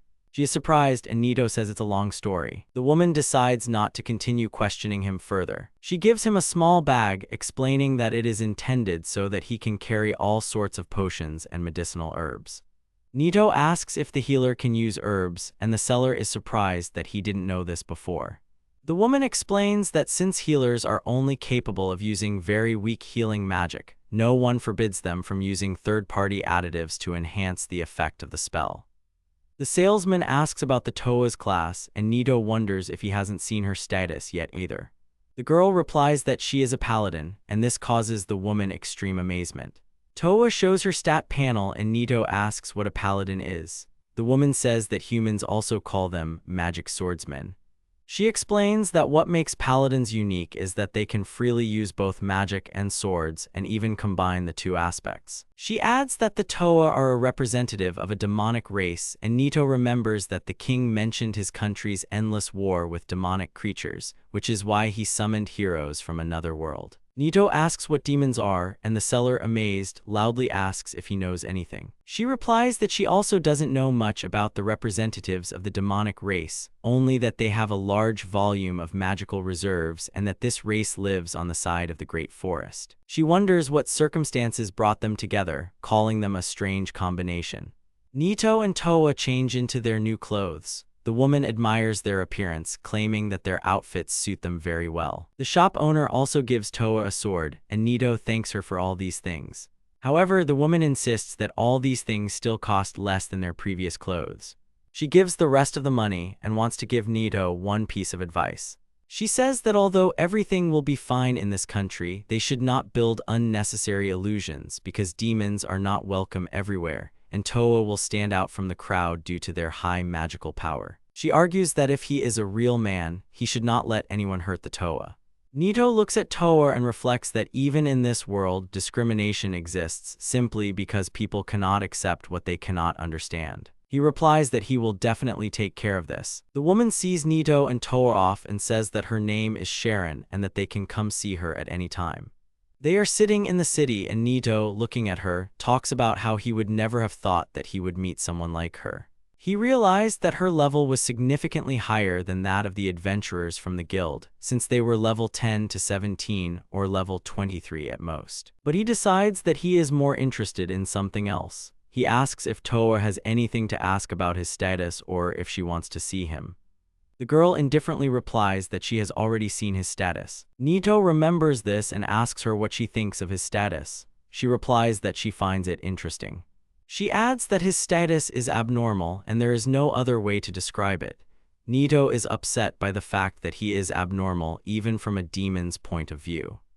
Nito wonders how someone as strong as her was so easily caught by ordinary, weak bandits when she could easily handle them herself. The girl shyly replies that she was just scared. Her words surprise Nito. He asks where she was before she ended up in that forest. The girl calmly replies that she was in her castle, and this shocks him. The boy tries to guess who she is, assuming that she is a princess or someone very important in the demon world. He asks what she was doing in the castle, to which she receives a short answer that nothing special. Toa explains that she trained with magic and a sword in the morning, and then waited with her parents until nightfall for her sister to return. While waiting, she often played with the chest or talked to the pixies in the garden. Nito, judging by her words, concludes that she never left the confines of her castle since she was forbidden to go outside. He realizes that she was simply too scared of the outside world and the people she met, just like him, who was also new to this world. After a while, a bright light magic was heard in the thick of the forest. Meanwhile, Nito attacked the little green goblin in hand-to-hand combat.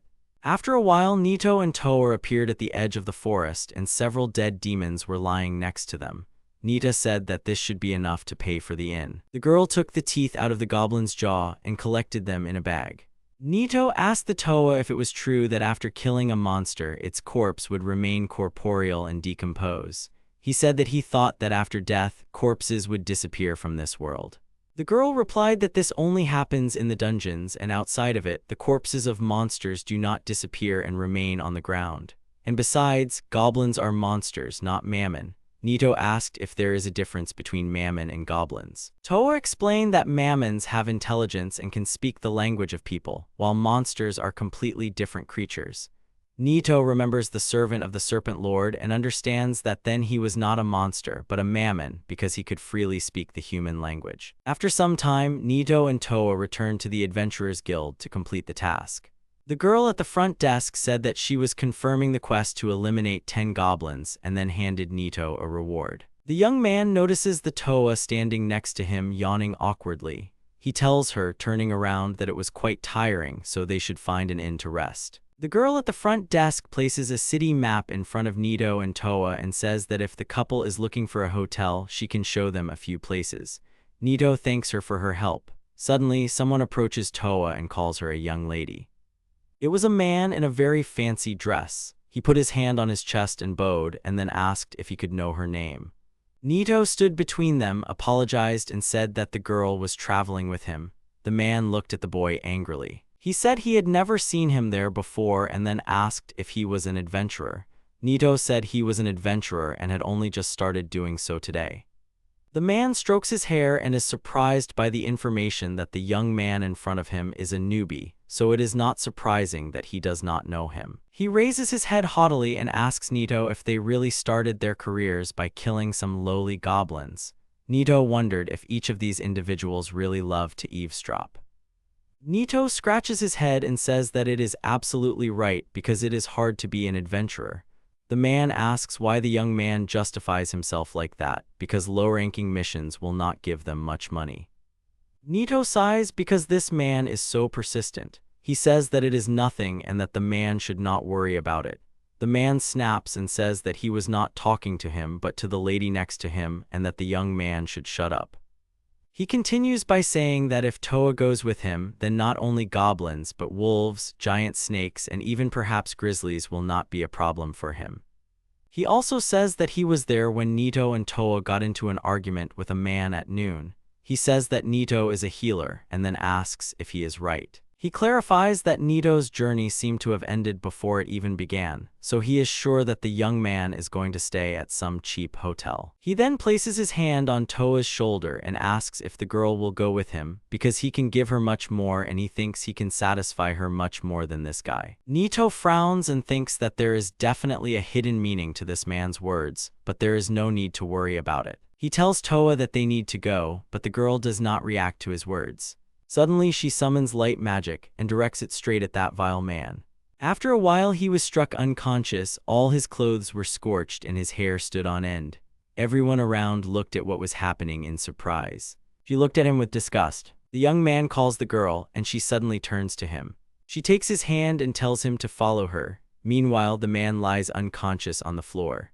The girl walked very quickly through the narrow streets of the city, and Nito tried to keep up with her, asking her to stop for at least a second. Suddenly, the girl stopped. She asked why Nito didn't say anything to that man because he could have answered him because he was strong. Nito asked why he did that and then replied that it was because he knew that the man was not someone to worry about, which is why Nito ignored him and avoided the unnecessary situation. He also says that unpleasant situations should be avoided whenever possible. Toa clutched the hem of her skirt and turned around and said that there was no point in Nito thinking about such things. She continued shouting that the boy wasn't hurt by the man's words since he laughed at the boy. Toa awkwardly said that it was unpleasant. Nito looked down and thought that he was really hurt and really angry, but being so direct in this matter was not good. However, Toa used her magic for him, even though they had just met and they barely even knew each other. He apologized to the girl and thought to himself that revenge is not everything. This thought flashed through his head at that moment. He then thanked the girl for getting angry at him. Nito said that next time he would try to get angry, but healers were not supposed to be strong, so he would try to avoid such scenes and solve everything with words. Toa said, wiping away tears, that she understood everything. Having calmed down, the girl said that this was why he would be angry for Masamune. Nito tried to understand if the girl understood anything from what they had just talked about. It seems that somehow he was able to mystically establish connections in this world, and after his revenge, Nito will have a completely new life. He changes the way he thinks. For himself and for the Toa, he can feel saved for the first time. Sometime later, already at night, Nito and Toa were sitting in one of the local establishments. On the table, they had a plate of meat, hot soup, and salad. Different conversations were heard from different corners. Someone said that the meat was very tasty, and someone talked about monsters. Nito and Toa also talked over food. Nito asked the girl that she had probably already tried all these dishes, but Toa replied that Nito was mistaken and the girl had never eaten anything like that. Nito was surprised and asked what the girl ate in the castle. Toa replied that he did not remember it because she ate what was prepared for her. Her mother told her that it was food that increased the level of the girl's magical abilities. Nito thought that the more he learned about her, the more curious he became. He realized that he would need to visit the demon country, and Todoroki's home was somewhere in the steppes. The girl enjoys the food and says that this food will definitely make her stronger than the food she ate before. She will have to try hard to taste this delicious meat again. Nito said that he was very glad that the girl liked the food. He asks her how about another task for tomorrow, maybe the reward will be bigger. The girl said that she is not against it and is all for it. Sometime after dinner, Toa was taking a bath. Coming out of the bathroom, Nito, who was waiting for her, said that they were very lucky to be able to afford a room in such a popular hotel. Toa agreed with these words. Nito moves the table and says that he will sleep on the floor and let Toa sleep on the bed, but the girl asks why not just sleep on the opposite side. Nito is surprised by this. The girl went to lie down on the bed and told Nito to come here too, because he might catch a cold if he slept on the floor. The young man began to stutter and awkwardly said that he tossed and turned a lot in his sleep. The girl fluffs her pillow and says that she doesn't care because she trusts Masamune. The boy asks what she means by trusting him. The girl is already covering herself with a blanket and then looks at Nito, who is standing in place, and asks if he really won't sleep, but the young man says that he will. Toa had already gotten under the covers and wished Nito good night. The young man, stuttering, did the same. It was already deep night. Nito realized that he could not sleep. Toa turned to him and asked if he was sleeping. Nito said that he was not sleeping and had just woken up. Toa continued speaking, saying that she was always alone in that castle. Her parents only came home at night, and her sister never returned home. The only people she could communicate with were the pixies. Every day was lonely. But now loneliness is in the past, because Nito is next to her. The girl turns to Nito's back and hugs him. She wishes him good night. The young man calms down and, wishing the same to Toa, also falls asleep. The next morning, someone knocked on Nito's room. He comes out sleepy and asks Shira what she needs this morning. The girl says it's midday. Nito asks how she found him. Shira says that she was told about it at the guild. The girl thought that she wanted to teach the boy fencing. Toa's voice was heard from the room and asked what happened. He turns to say that Shira has arrived, but before he can finish speaking, he sees the Toa's form when she is wearing revealing clothing. He started to smear his hands and ask why the girl was dressed like that, but she said it was hot at night. Meanwhile, Shira was very angry and gave Nito a scolding. The entire hotel was in an uproar. Toa asked what Masamune was doing. The young man tried to explain to Shira that it was a simple misunderstanding. The girl summoned the light, but Nito tried to stop her. Shira said that she was very sorry, but she had jumped to conclusions earlier. To solve problems by force, what is wrong with the knights of this country, so she asks for forgiveness. Nito asks Toa to stop because no matter how much they beat him, he won't get any more. Shira asks what Nito means. The girl then said that earlier she heard Toa call Nito Masamune. The girl shuddered in surprise. The boy said that Nito was a pseudonym, but then he asked to be called Nita in public. Shira agreed.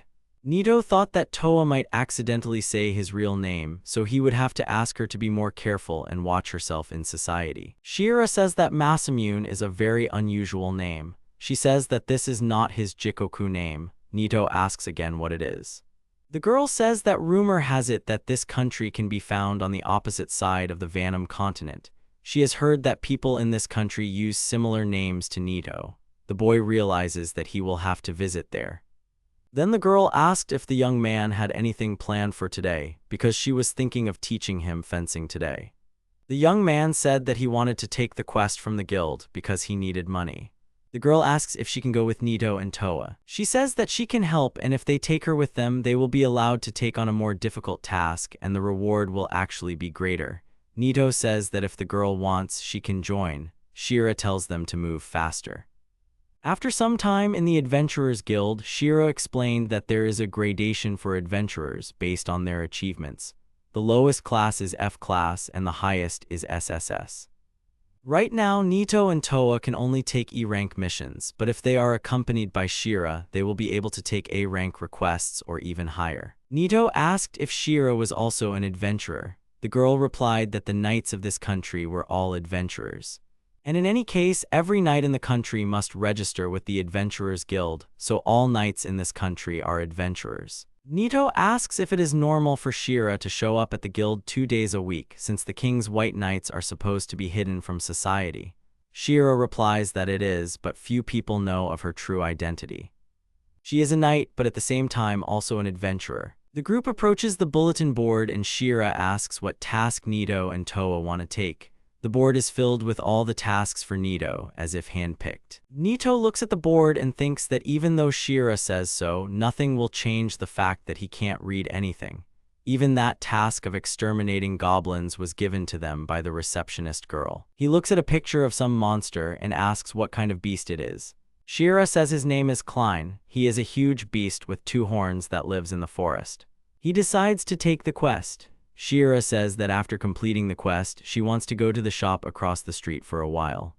After completing the checkout, Shira, Nito, and Toa enter the store.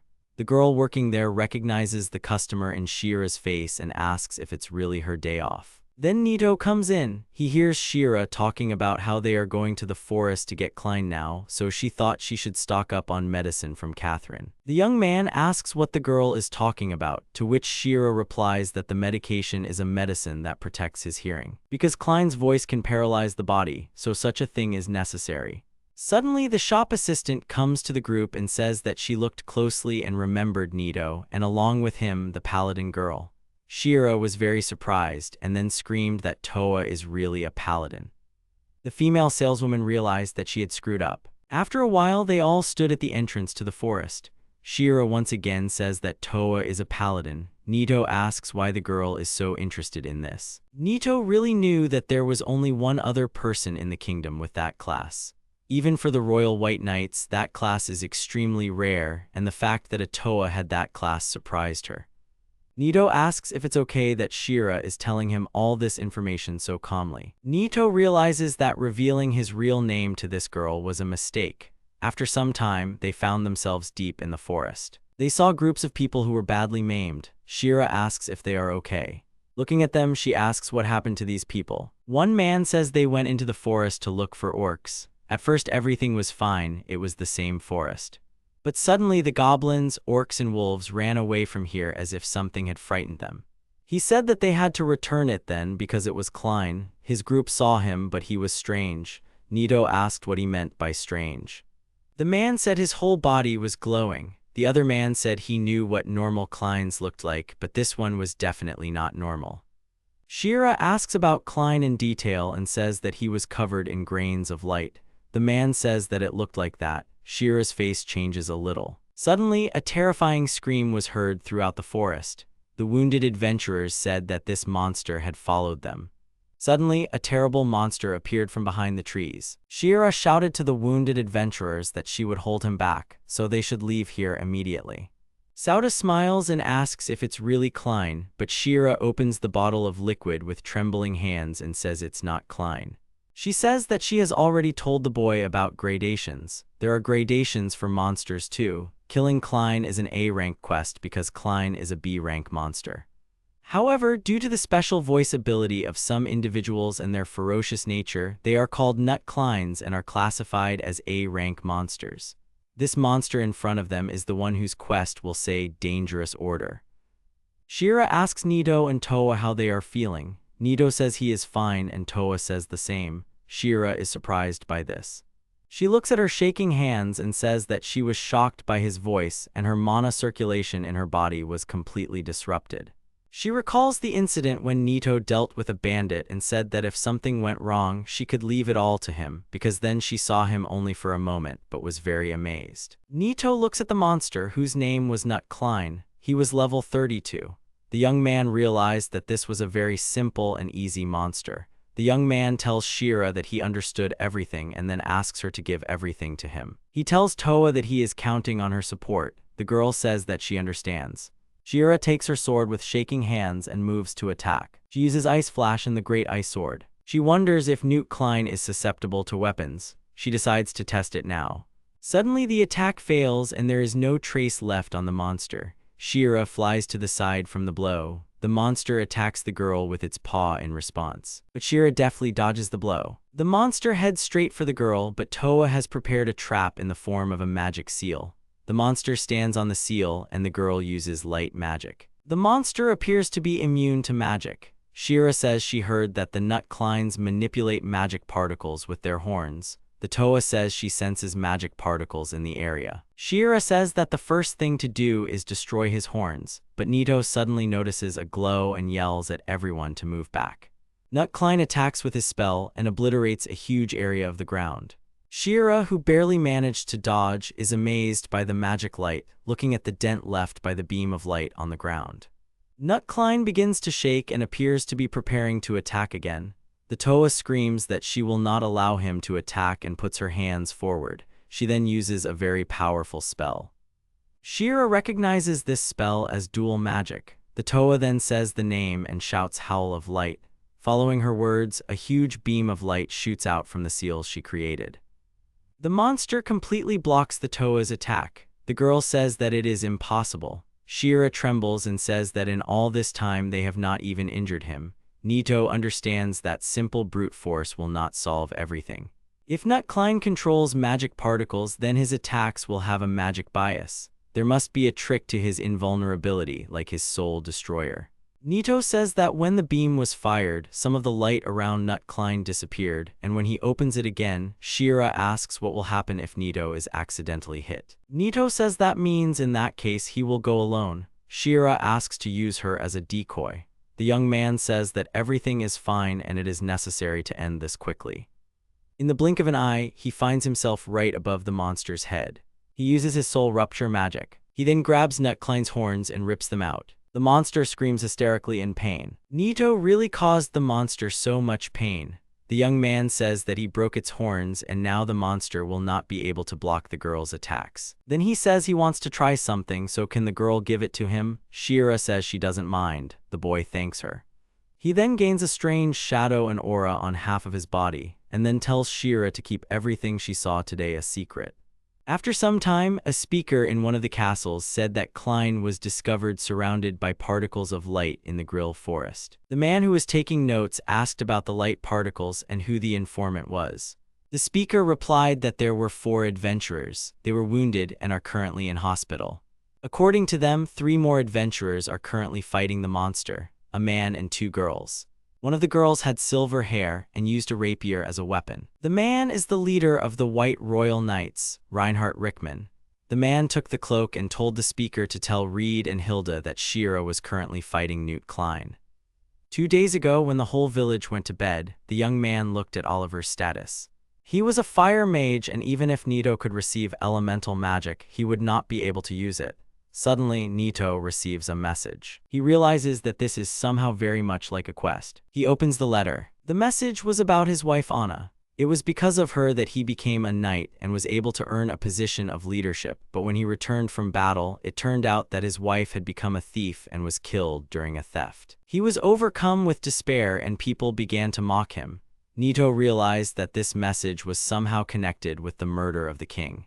He puts the paper back in the envelope and puts it away in storage. Nito wondered why the man needed this order. There was still much he couldn't learn from this message. Suddenly, a notification pops up that Hellfire had been purchased. Nito was surprised that magic was easy to learn, but he didn't know such a spell, but it's possible that this magic is not elemental.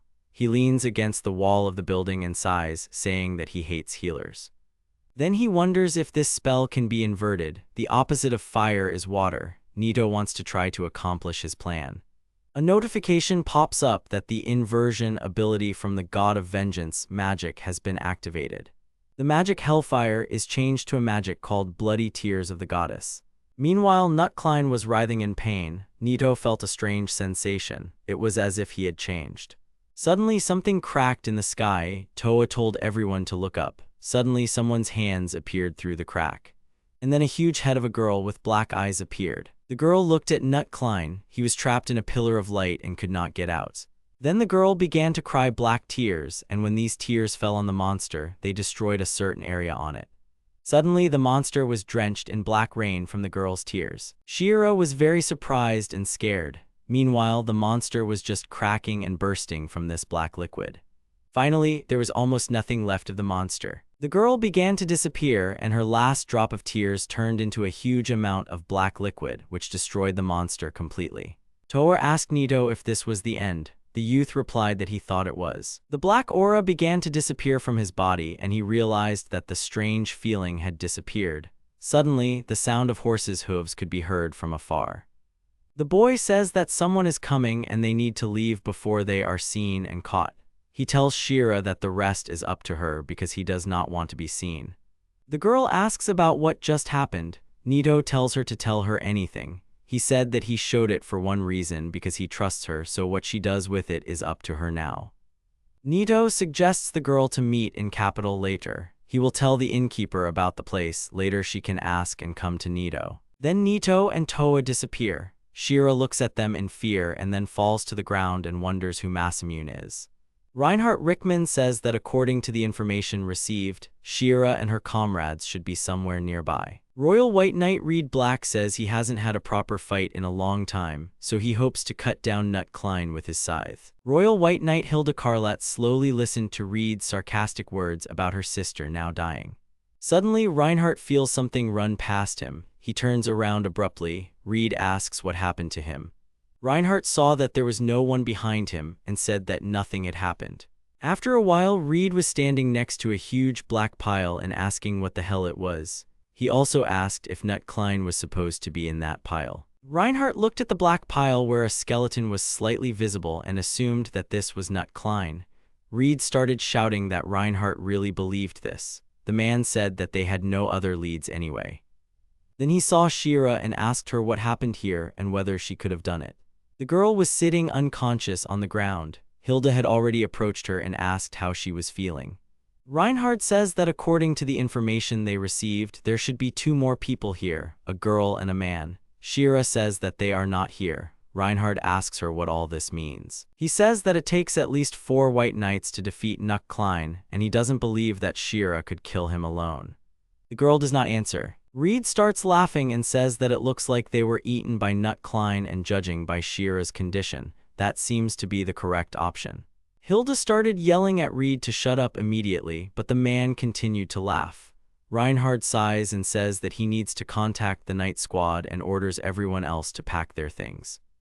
After some time, Reinhard reported, saying that in that situation he thought that Shira had defeated Nut Klein, but due to her unstable state, they could not confirm this. He also says that he thinks it is necessary to wait for the final results. The king of Radhausen, Arnold Radhausen, says that he has understood everything and that he trusts this matter to Reinhard. Reinhard leaves the king's office. On the way out, he is met by the king's white knight, Daniel King. The man asks if Reinhard has spoken to the old eccentric. The young man calls Daniel an eccentric. He laughs and asks if the joke about Nut Klein was true. Reinhard replies that it is still under investigation. Daniel asks if there was something, but Reinhard replies that it is still under investigation.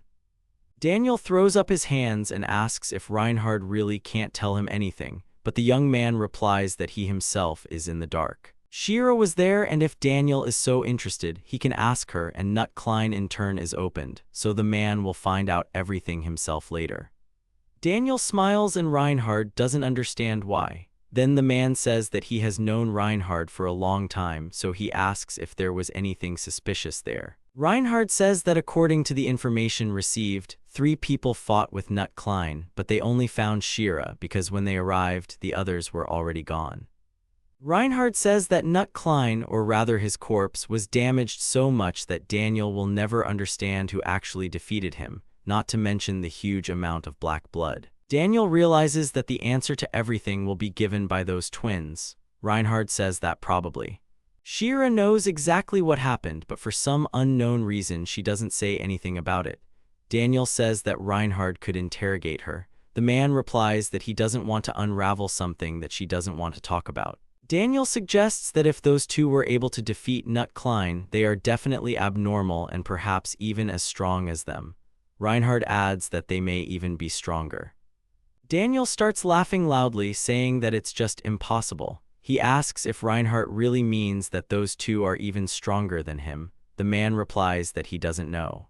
However, if they pose a threat to the country, then Shira, who protects them, must be prepared for the consequences. He also says that he wants to know whether they are enemies or allies. Meanwhile, the Toa speaks of a gloating backlash and says that healers should not have elemental magic. Nito says that from now on, it would be better if this magic were sealed. After all, even with his bare hands, he easily broke the horns of Nut Klein. Toa takes Nito's hands and says that everything is fine because if he does not want to use his powers, then she will use all her abilities and protect him. Nito thanks the girl and then says that he has always wondered about one question. When they first met, why did the girl trust him? Toa was about to start talking, but Shira distracted them. The boy tells Toa that she will tell him everything next time, and the girl agrees. Shira asks if she disturbed Toa and Nito, but Nito says there is no need to worry. He also apologizes for making Shira come all this way. The girl says that Nito shouldn't attract too much attention to himself today. Nito asks why. The girl says that Nut Klein was taken by the White Knights. She didn't say a word about Nito and the Toa, so they have nothing to worry about, but she can't give any guarantees. Nito thanks the girl for her help. Nito asks if they can get a reward since the original mission was to subdue a normal monster, Klein. Shira says that it is better not to do that since there is a high risk of being discovered, so it is better this way. Shira started asking Nito about something, but before she could finish speaking, someone appeared nearby. The girl asked why he was here, but the man said that the power that turned Nut Klein into a farm. He says that having such power in your hands is very cool. The man was Reed Black. The man was asking which of the two had taken his loot. When the wounded adventurers told the gatekeepers everything, they, the Royal White Knights, immediately advanced onto the battlefield. However, by the time they reached their destination, Nut Klein's horns had already been broken, and all that was left of the monster was a meat mush, with everything around covered in dark blood. Normally, Nut Klein, who is immune to magic, can only be killed with normal physical attacks, but there is no doubt that this whole mess is the work of magic. Usually, no one can simply break Nut Klein's horns due to their incredible hardness. However, this does not make sense because no matter how you look at it, even the method of killing is very cruel because the battlefield is left in a mess. Being able to kill a sacred beast like it was a normal monster was not something Reed could ignore. Nito says that, long story short, the knights were skeptical of Shira from the start, so they decided to follow her. Reed says that Nito hit the nail on the head. Shira started screaming that Nito and Toa were her friends and they were not enemies at all. Reed said that it was not up to Shira to decide. Then he jumped into the air and said that it was up to him to decide. Suddenly, Reinhardt, who was sitting in his office at the time, looked out the window. He felt Reed's magic. He assumed that something had happened. At that moment, Toa appeared in front of Nito. Reed was surprised that the girl blocked his blow at the last moment. He asked her name. The girl said that her name was Todorika. It was she who killed Nut Klein. Reed started laughing, repeating the words that she killed him. He says to think that a woman could have caused such a mess. He looks at Nito and says that he still doesn't sense any magic from this young man, but he does sense incredible magic coming from the Toa. He attacks the girl with renewed vigor. The girl says she's fine, so Masamune should stand behind her. Suddenly, Reed comes very close to her and asks if the Toa really has time to turn around. The girl reflects his attack and speaks. Reed says that this is interesting and very similar to someone who can kill Nut Klein. However, it is all useless because he uses his trump card first. Reed uses fire armor. He rushes towards the Toa and says it's time to begin the second round. He asks the Toa not to think that the attack now will be exactly the same as before. Suddenly, he touches the girl's face. Nito calls out to her, but the Toa says she's fine. Reed asks what's wrong with her, then says that with a simple sword, the girl can't stop his scythe. So he asks the girl to use magic and show all her true power. The girl says that this is all her power. Reed clicks his tongue and shouts that if that's the case, he'll finish her off right now. Suddenly, Reinhardt appears right between them. He stops both the Toa's attack and Reed's attack at the same time. Reed screams and asks why Reinhard stopped him. Reinhard says that the case is now his, and then menacingly asks Reed what he thinks he is doing now. Nito uses his healing aura and heals the injured Toa. He smiles and says that he is lucky because there is not even a scar left on his face. The girl thanks him. He then asks why the girl didn't use magic because he is sure that she wouldn't lose to him. The girl says that she couldn't do that because if she had used it, everything around would have been destroyed. Reed says that Toa is the one who killed Nut Klein. Reinhard asks what and so what. Reed starts screaming and asking what is wrong with Reinhard. Reinhard says that just because the Toa killed Nut Klein doesn't mean she's their enemy. She just got rid of the monster, as the quest stated. Reed asks why she ran away then, because doesn't that mean she has something to hide? He also calls Reinhard very stupid. Reed asks Nito if he really used healing magic just now. He also asks if the boy is a reaper. Nito replies that he is a healer. Reed starts laughing and says that it's no wonder he couldn't sense anything from Nito. After all, the boy is just another trash healer. Reed continues laughing. He turns to Toa and says that her group is full of useless trash. Nito remembers Siki and thinks that Reed is similar to him. Reinhard decides to look at Nito and thinks about Reed's words, that he said that he couldn't feel anything from this young man. He looks at Nito and something really scares him. He thinks he can't believe his eyes because this is impossible. He turns to Nito, but Reed interrupts him. The man says that if Reinhard is not going to do this, then he should be kind enough to just stand aside.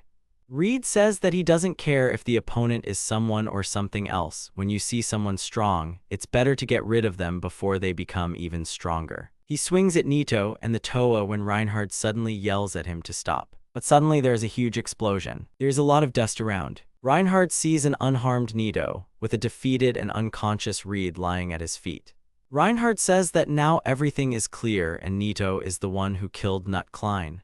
They were standing in a huge hole that Nito made. Sheena screaming for Reinhard not to touch Masamune. Reinhard was very surprised that Toa and Sheena were so far away. It turns out that Nito simultaneously moved the girls to a safe distance and attacked Reed. Shira asked Reinhard to lower his sword because Masamune was only doing it to protect the Toa. Reinhard realized that he had pulled out his sword without thinking at the moment of the explosion.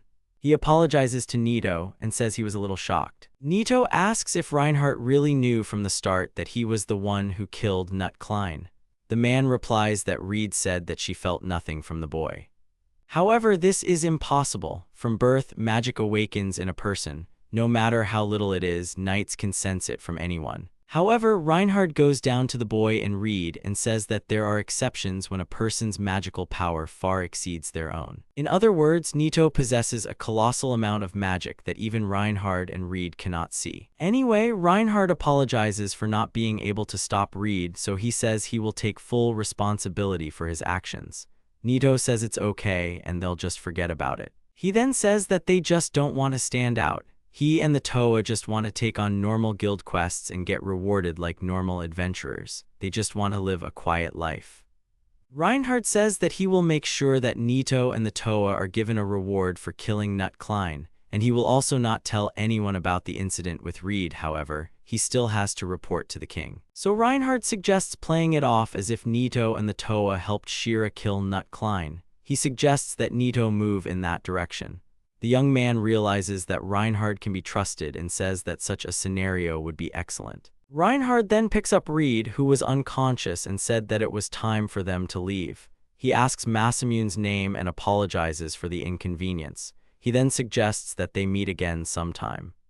After some time, Nito realizes that he did it after all. Even if Toa had held back throughout the entire fight, he had ruined everything. Who would have thought that a simple blow from him could make so much noise? He hopes they won't be forced to fix the tiles. After a while, Daniel meets Reinhard and says that there have been so many reports about this old eccentric today. Reinhard asks him if he understood anything. Daniel says that this Nut Klein was quite strange, as it barely resembled itself when they found it, so it took them a while to return the monster to its original form.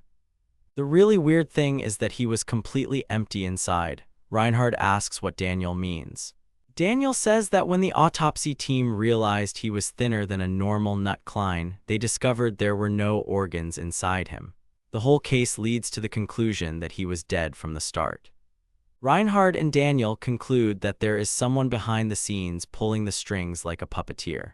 Daniel also says that, however, sacred animals are mutated monsters, so he has never heard of anyone being able to manipulate them. The man doesn't know what the enemy wants to achieve, but he doesn't think they'll stop there, so they should explore this forest as soon as possible. Reinhard agrees. Reinhard says he's appointing Daniel as the head of the research team and then asks if he can handle the task. Daniel says he can. Meanwhile, Reinhard gets a very strange feeling. An unknown threat is approaching this kingdom. Nito and Toa had no money, so they decided to accept Shira's invitation. So they ended up in the Ekarurt family's ancestral estate. After some time sitting at the table, Nito says that he realized that Shira is a noble girl. Shira, embarrassed, says that he is a real knight and she is not a noble lady. The man sitting next to him turned to the young man and said that he did not think that they would meet so quickly. The man was Shira's father, Brown Ekarurt. The man said that Shira had talked only about him the night before, so he had a desire to meet him at least once in his life. Shira's mother Maria Ikaruag asked if Masamune was really that strong. She said she had heard that the young man had saved a boy from the village of Tanya. Nito turns around and Shira suddenly turns away. The boy wonders if Shira can even keep her mouth shut. Suddenly the door opens and Hilda, Shira's sister, enters the dining room. The girl informs that she is home. The girl's mother says that Nito and Toa are their guests whom Shira brought as her friends. Hilda introduces herself as Shira's older sister and says that she is very pleased to meet her. Nito immediately blushes but then notices Toa's eyes on him. Hilda thanks Nito for helping Shira in Tanya village. She also says that today it seems the young man has helped her out again. Nito tries to understand whether the girl really means Nut Klein and how she knows this. Suddenly, the young man remembers this girl, because it was she who was with Reinhard when Nito and the Toa were hiding from the scene of Nut Klein's murder. Shira interrupts their conversation and says that her sister Hilda is also a royal white knight, just like her. Nito wonders if there is a possibility that all the royal white knights come from noble families like the Ekarurt family. Nito says that both sisters serve the country and are part of the king's white knights. He expected nothing less. Hilda says that it just so happened that the White King had a couple of empty seats. Nito says he understands and then asks if Shira and Hilda can be considered heroes. Hilda says that she, like Shira, studied fencing from a young age and became a knight of the kingdom. It was only years later that they were recognized and appointed as the White Royal Knights. However, the story of the commander of the White Knights is different from that of Hilda and Shira. He was personally chosen by the White King at the age of only 12. Someone like Reinhard can be called talented because he is a true genius. The girl then smiles and says that Masamune is also in a completely different league. The young man blushed and thought about how much this girl knew. Shira jumps up and stops her sister, yelling at her to stop looking at him like that, and then warns Nito to be careful. Shira says that Hilda will not let any man she is interested in escape because she is like a snake. Hilda says that Shira is joking because she is the perfect older sister. She asks if he is her boyfriend by any chance. Shira says that whether he is her boyfriend or not has nothing to do with it. Hilda smiles and says that they will ask him directly and then asks the boy what he thinks about Shira. The girl begins to feel embarrassed. The girl says that Shira and Nito are not dating. Shira screams that she is asking why they are even talking about this. Nito thinks that, in truth, they are just on good terms, nothing more. Suddenly, Toa slams a bottle of wine on the table. Nito is surprised that Toa drank it all. The girl turns to Shira and says that she wants to tell her something. She says that Masamune belongs to her. Nito yells at Toa to stop because it is very dangerous and advises her to sit down. He asks her how much she drank. Hilda laughs and says that it looks like Shira has a rival. The girl shouts that this is all completely out of place now. The Toa passes out. Hilda smiles after them. After some time, Nito puts Toa to bed. Shira says that her sister is a very kind person, and then she apologizes for saying too much. The girl also says that when they first met, Toa for some reason opened her heart only to Nito. The young man says that he hasn't asked about it yet, but he will find out why because he is also interested. He says he will ask Toa about it again. Shira says that when Nito finds out, he should tell her too. The young man agrees. Then Shira shows Nito his room. He thanks the girl. Then Shira asks if the young man is busy tomorrow, because tomorrow she can teach him how to use a sword. Nito thought that since he doesn't have money, he could take a quest from the Adventurers Guild, but he hopes that he can rely on Shira a little longer. He then agrees to spend time under her supervision tomorrow. The girl was happy and said that they would meet tomorrow. Nito realized that Shira could also make interesting facial expressions. Suddenly, Hilda sneaks up on him and says that it was really unexpected. Nito jumps back and asks what the girl is doing there. Hilda says she was just passing by. She then asks if the boy was really able to defeat Reed. Nito says that it seems like that was the result last time. Hilda asks if this is really for a Toa. She says she's heard a lot, but she still doesn't know what kind of relationship Nito and Toa have. But looking at her, it is easy to see that Toa is not indifferent to Nito, just as Nito is to Toa. The young man begins to feel embarrassed and says that he does not think that everything is so obvious.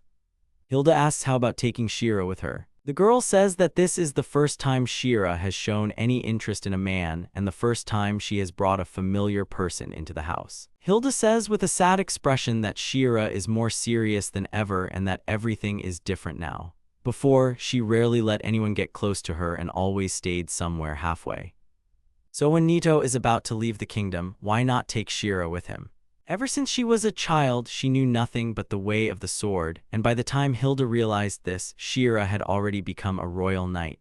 However, it is so sad because there are so many things in the world other than a simple sword. Nito says he doesn't mind, but Shira herself thinks so. Hilda says the young man shouldn't ask her now. He can ask her just before leaving. If he refuses, she asks to take her by force. Hilda says sadly that someday she will understand that it was better for her this way. Then they wish each other good night and go their separate ways. The next morning, Masamune opens his eyes and feels something moving nearby. He looks and sees Toa there, wishing the boy good morning. The boy says good morning to the girl and then asks her why she is in his room. The girl replies that when she woke up, there was no one around. The girl looks at the boy and asks if he is really against this. Masamune replies that he is not against it. Suddenly, Shira bursts into the young man's room and says that she heard him say something. Masamune, with a frightened face, wishes Shira good morning. Half-naked Toa wishes the girl the same. Shira says that Masamune is a man after all, so nothing can be done, but she asks him to at least restrain himself a little here. Meanwhile, Hilda was standing outside the door and giggling. She showed the room to the lost Toa. After some time, Masamune learned fencing from Shira. The girl says it's too early, but why don't they take a break? The boy says that sounds great.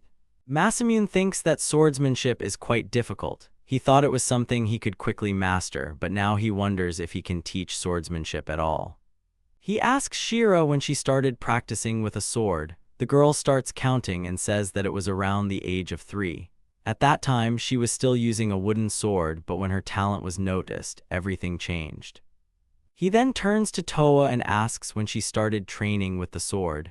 The girl says she doesn't remember, but it was around the same age as Shira.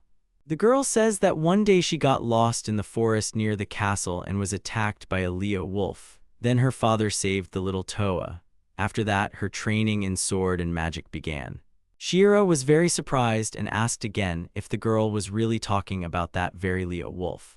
Shira says she's never seen it. The Leo wolf is an S-rank monster. She asks if Toa's father was really able to defeat it. The girl says yes, and then her father made a stuffed animal out of the Leo wolf. Masamune asks if S-rank is really stronger than Nut Klein. Shira, frightened, says that to say he is stronger is to say nothing. The girl says that only if the royal knights and adventurers combine their forces, they will be able to defeat one such Leo wolf. The young man thinks that it would not be good to meet such a monster. Masamune then asks if anyone in this country has seen the S-monster, and if anyone has fought with it. Shira says she doesn't know the details, but she heard that the Royal White Knights had mounted a raid like this in the past. She says Reinhard should probably know about it. Shira says that Reinhard is number 1 in the guild, and for S-rank monsters, there are special S-rank missions. Since the area around Radhausen is relatively peaceful, such missions are a real rarity. In addition, although such missions are intended for S-rank, a rank was also often sent into battle. Also, each type of monster has its own individual differences. Even monsters of the same species can be S rank or higher depending on their level. Masamune says that means it all depends on the monster's level. He remembers the mimic and wonders what about him at level 500 and what rank he will have. Shira thinks about it and says that if a monster of that level really exists, then it is outside the ranking system. Masamune asks what that means. Shira explains that basically the guild ranking system goes up to SSS. Above that there is an infinite rank, but it's not really a rank, it's more about how unconfirmed the monsters are. Masamune clarifies that in other words, level 500 is not confirmed, so it is an infinite rank. The girl says that if level 500 is found, it will still remain outside the rank system.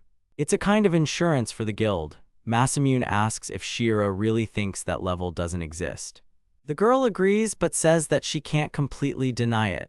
Even if she meets one of them, she won't be able to report him because she simply won't be able to survive such a meeting, so it will remain unconfirmed. Masamune thinks that he would like to meet this mimic again. He wonders what kind of dungeon this was.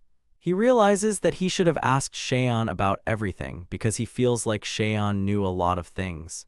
This information would be very useful to Masamune. After this conversation, Masamune, Toa, and Shira trained until the evening. When Toa got completely bored, she decided to take part 2, and Masamune finally learned how to wield a sword from the two of them. Suddenly, Masamune finds himself in an unknown place, namely at a ruined temple. The young man says that he was supposed to sleep in Shira's house. The young man thought that he had died, but suddenly someone shouted at him from behind, saying that they had not seen each other for a long time.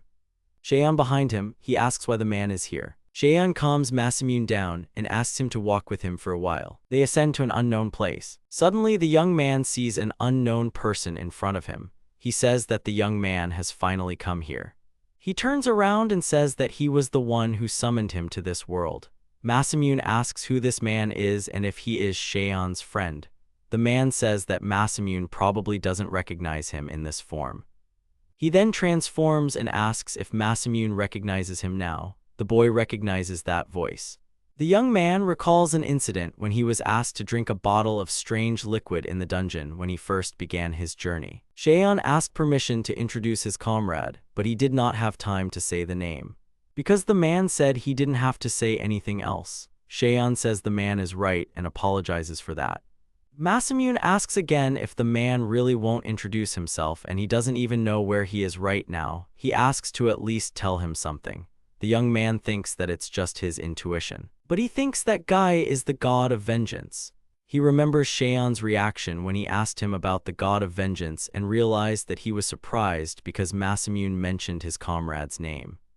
The god of vengeance says that this place means nothing to Masamune, but to Cheyenne and the god of vengeance, this place is some kind of prison. The god of vengeance says that he can be sure that his real body is now on the bed, and that what he summoned the boy to this place is something like his soul. He asks Masamune to think of it this way. Masamune asks what the god of vengeance means. The man replies that the elixir the boy drank also has an effect that can connect the god of vengeance with the one who drinks it. He used this connection to call the boy here. Masamune asks to wait a minute and asks first of all what kind of elixir it was. The god of vengeance answers that this elixir was created based on his blood. It gives the one who drinks it one unique ability. Although the ability it gives will be random, but it will always give an infinite level ability. In short, an unidentified skill. However, among these abilities, there are some that the youth cannot use. The god of vengeance says that Masamune is very lucky, as he was able to obtain an ability strong enough to defeat even Cheyenne. Cheyenne, meanwhile, nodded his head. Masamune says that of course, the abilities he received helped him a lot back then, so he is grateful for it, but the boy asks why the god of vengeance chose him. The man replies that he did not choose him specifically, and it could have been anyone. He placed the elixir there on a whim for experimental purposes, and it just so happened that Masamune found it. The young man reflects that if he hadn't been lucky, he would have been dead and eaten by that mimic.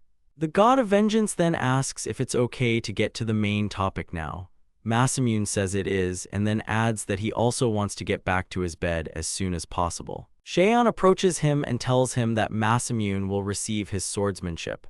Masamune does not understand anything. The young man then asks for a break because he had already trained in fencing during the day, so why should he train with two old men in such a place? He then asks if this is the reason why they called him here. The god of vengeance replies that he cannot tell him that. He also cannot tell the youth why he cannot say that, and what Sheian is about to do is to pass on his swordsmanship to Masamune. It will all be over in an instant. Masamune says that the god of vengeance cannot tell him anything, and whether this is related to the fact that he cannot tell the boy his name. The god of vengeance replies that he cannot tell him his name either. Masamune then turns to Sheian and asks why he is here and shouldn't he have died and what happened anyway. The man replies that he can't say that either. Masamune ponders that the god of vengeance and Sheian keep saying that they can't say anything, and that they also mentioned that this place is a prison for them. The youth assumes that the two are somehow connected. Masamune says that he understands everything and will not ask. Sheian apologizes to him. The god of vengeance says that sooner or later the young man will get an answer, so there is no need to rush. Sheian then says that it is time to pass on his swordsmanship to Masamune. As his friend said, it will all be over in an instant. However, he warns that the boy will feel the same pain as when he drank the elixir. Sheian asks if the boy will be okay with that. He says that everything should be fine because he has become stronger since then, so it won't hurt as much as when he drank the elixir. Sheian grabs Masamune's head with his huge hand. Masamune realized that something was wrong and asked what Sheian was doing to him. The man smiled and said that it meant the boy agreed. Before Masamune could answer, a multitude of different swordsman movements began to appear in his head. Unable to bear it, he fell to his knees, and then he realized that the pain was gone. Sheian asked the young man how he was feeling. He replied that he had some memories. Sheian explained that there is a snake technique, a beast king technique, Greyberg-style kenjutsu, an emperor-style rinto, a basilisk technique, and many other techniques. Suddenly, the young man notices that there is one technique that he does not know the name of. Sheian says that this is his swordsmanship. Using all these swordsmanship styles and his experience, he has created a skill that has no weak points. He says that Masamune will definitely need this in the future, but for now, he should just take it all and say nothing. The god of vengeance then tells Masamune that he must send it to Bam. Find a woman there named Khalifa. When he finds her, he must tell her exactly one phrase about how he will wait for her on that hill. Masamune doesn't even know what's going on, but the god of vengeance keeps adding to his to-do list. He says that if she keeps asking questions, she will understand if Masamune says that it is in the third drawer. The boy agrees. He says that he just wants a regular adventure, but since he is in debt to the god of vengeance, he will do what he asks when he visits that city. The god of vengeance also says that this is just a suggestion, but he must go to school to learn magic. The young man asks if the man is really talking about magic. Masamune is a healer, but the god of vengeance says that this will not be a hindrance, because when he studies, his knowledge will grow and he will be able to learn a lot about his profession. Even if Masamune can only use healing and support magic, he can still expand his magical repertoire because magic is limitless. These words echoed in Masamune's mind because these words were some kind of salvation. He agrees to do it. Sheian approaches the young man and says that as for his snake sword, he can give it to that demoness because this sword is quite special and it definitely won't suit him. He then asks how the boy knows about the Toa. He even suggested that they were always watching him. Suddenly, Masamune fell to the ground and his power began to fade. His vision became blurry. The god of vengeance said that it seemed that time was up and they could not summon him here so many times. There was a possibility that this could be their last conversation, so he asked them to find him. At this time, in the royal capital of Rajosin in the Old Town area, an unknown person was walking through the streets. A man was sitting at the table and said, "Is it really Madame Fran that has come to see him?" Boyfriend, he also apologizes for making her come all this way. The woman thanks for the invitation. Then he calls the name of the man sitting at the table, Gidesidor. The man says that the madam can simply call him Guido. Then he introduces the girl standing next to him as his assistant named Yunyi. The madam smiles and says that they haven't seen each other for a long time. She asks if everything is okay with the girl. Yunyi replies that she has no problems. The madam sits her down and says that the girl is responding coldly as always, but that is exactly what she likes about her. Then Madame Fran gets down to business and asks why she was invited here. Guido says that there was a small problem. The spirit beast that Madame Fran sent was killed and became completely useless. The woman then asks how many of the White King's knights died, but Guido says that no one died fighting the beast. He bites his nail and says that the thing is that an unknown traveler intercepted the beast. By the time the knights of the White King arrived, the spirit of the beast was already covered in blood. Madame Fran asks if the beast's spirit was really bloody. She says that's a rather unusual expression. Guido says he had to retrieve the corpse that the autopsy team took, so he puts out a small object and says he wants Madame to use her magic again to revive the two beasts. Madame says that she understands what Guido is getting at and offers him to take the item she has taken out. Guido examines the huge flask and asks what it is. Madame says that the moment she received Guido's invitation, she foresaw what he might ask for, so she provides her gift for him. The young man asks what is inside the flask, to which Madame Fran replies that there is an army of monsters inside. Guido grins from ear to ear and says that it's just wonderful. Madame Fran says that she's glad he liked her gift. She also clarifies that all the monsters inside are B rank or higher. S rank monsters, so she thinks Guido might need them.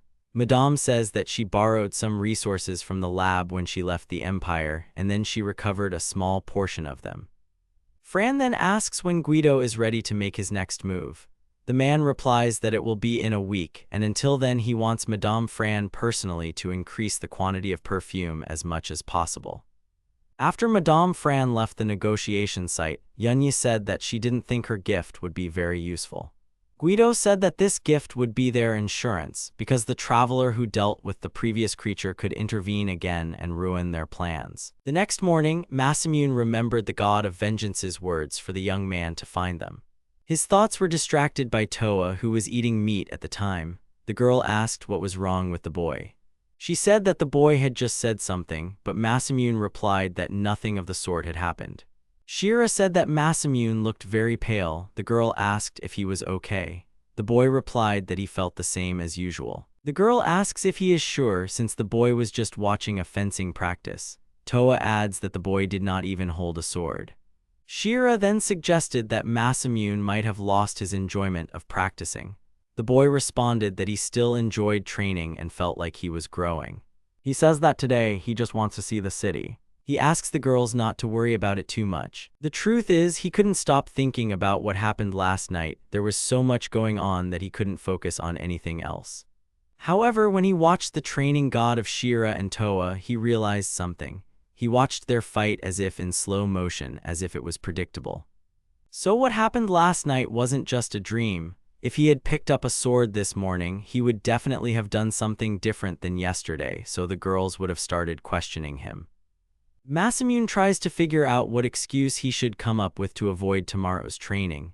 Suddenly, his thoughts are interrupted by Toa, who points out the window and asks what that is. Outside the window, a huge man was walking down the street, pulling a small child behind him, who had ears and a tail like an animal. Shira apologizes for disturbing them both, but the girl asks to immediately follow this man. Most likely this person is a trader of prohibited goods. The man brings this beastman and throws him to the ground. He says that this girl should be taken to the cage immediately. The man who was next to him said that the beastman would be highly valued. The man tells the other to be careful not to damage the merchandise. They put the beastman in a cage and tell her to stay there obediently and not to make too much noise. The man licks the blade and tells the beastman that she probably doesn't want her ears mutilated. The beastman curls up into a ball and begins to cry, calling for his sister to help. Suddenly more people come up to her and say, looking at her, they have a good catch today. Another says that the race of white cats is a very unusual find. Another one says that compared to the girl they had the other day, this new beast girl is much better. The man says that their boss is away right now, so he asks the second one how about they play with her a little now. He says the boss won't notice even if they hurt her. The other man says it's a great idea and his stress has been building up for the last few days. The man opens the door and calls the beast girl over. He tells her not to move because it will all be over soon. The beastman began to struggle, but the man told her not to worry because there was nothing to be afraid of. The second one asks the man to hurry up because the boss might return soon. Suddenly, one of the men made a choking sound and then flew to the other end of the room, breaking the boxes standing there. Masamune let go of his hands. He says he thinks that it would be enough for them to just faint. The beastman looked at the young man who entered with shining eyes. He turns to her and asks if she is okay. He says that he accidentally saw her being taken here, so he came here to save her. He extends his hand to her and tells her not to worry because he won't hurt her, so he offers to get the girl out of here. After some time, when Masamune and the girl went outside, they were met by Toa and Shira. The girls waved to him. The beast girl asked about Masamune, to which the boy replied that it was his name, and then he asked the girl's name. She said that her name was Nemo. Shira came up to her and said it was nice to meet Nemo, and then said her name was Shira. The girl asked Nemo if she knew where her home was, to which the little girl replied that her home was where her sister was. Shira said that she understood everything, and as he thought this house was a church, Toa asked what Shira meant by the church. The girl answered that it was essentially an orphanage, that is, a place where children are temporarily looked after. Reaching one of the orphanages, Shira said that it seemed that Nemo was one of their children. Masamune looks around the building and thinks that it looks more like an old mansion than a church.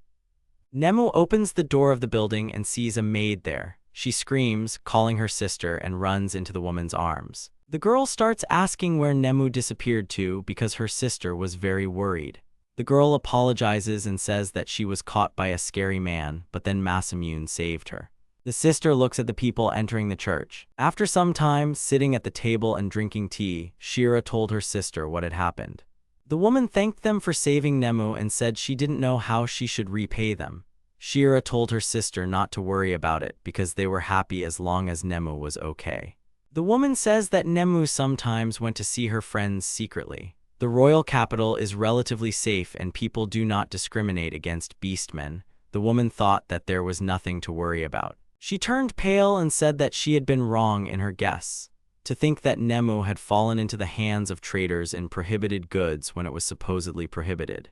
Masamune asks Shira about the ban. The girl said that she had omitted this explanation, but buying and selling slaves is prohibited in Rajosen, and of course, kidnapping people is also prohibited.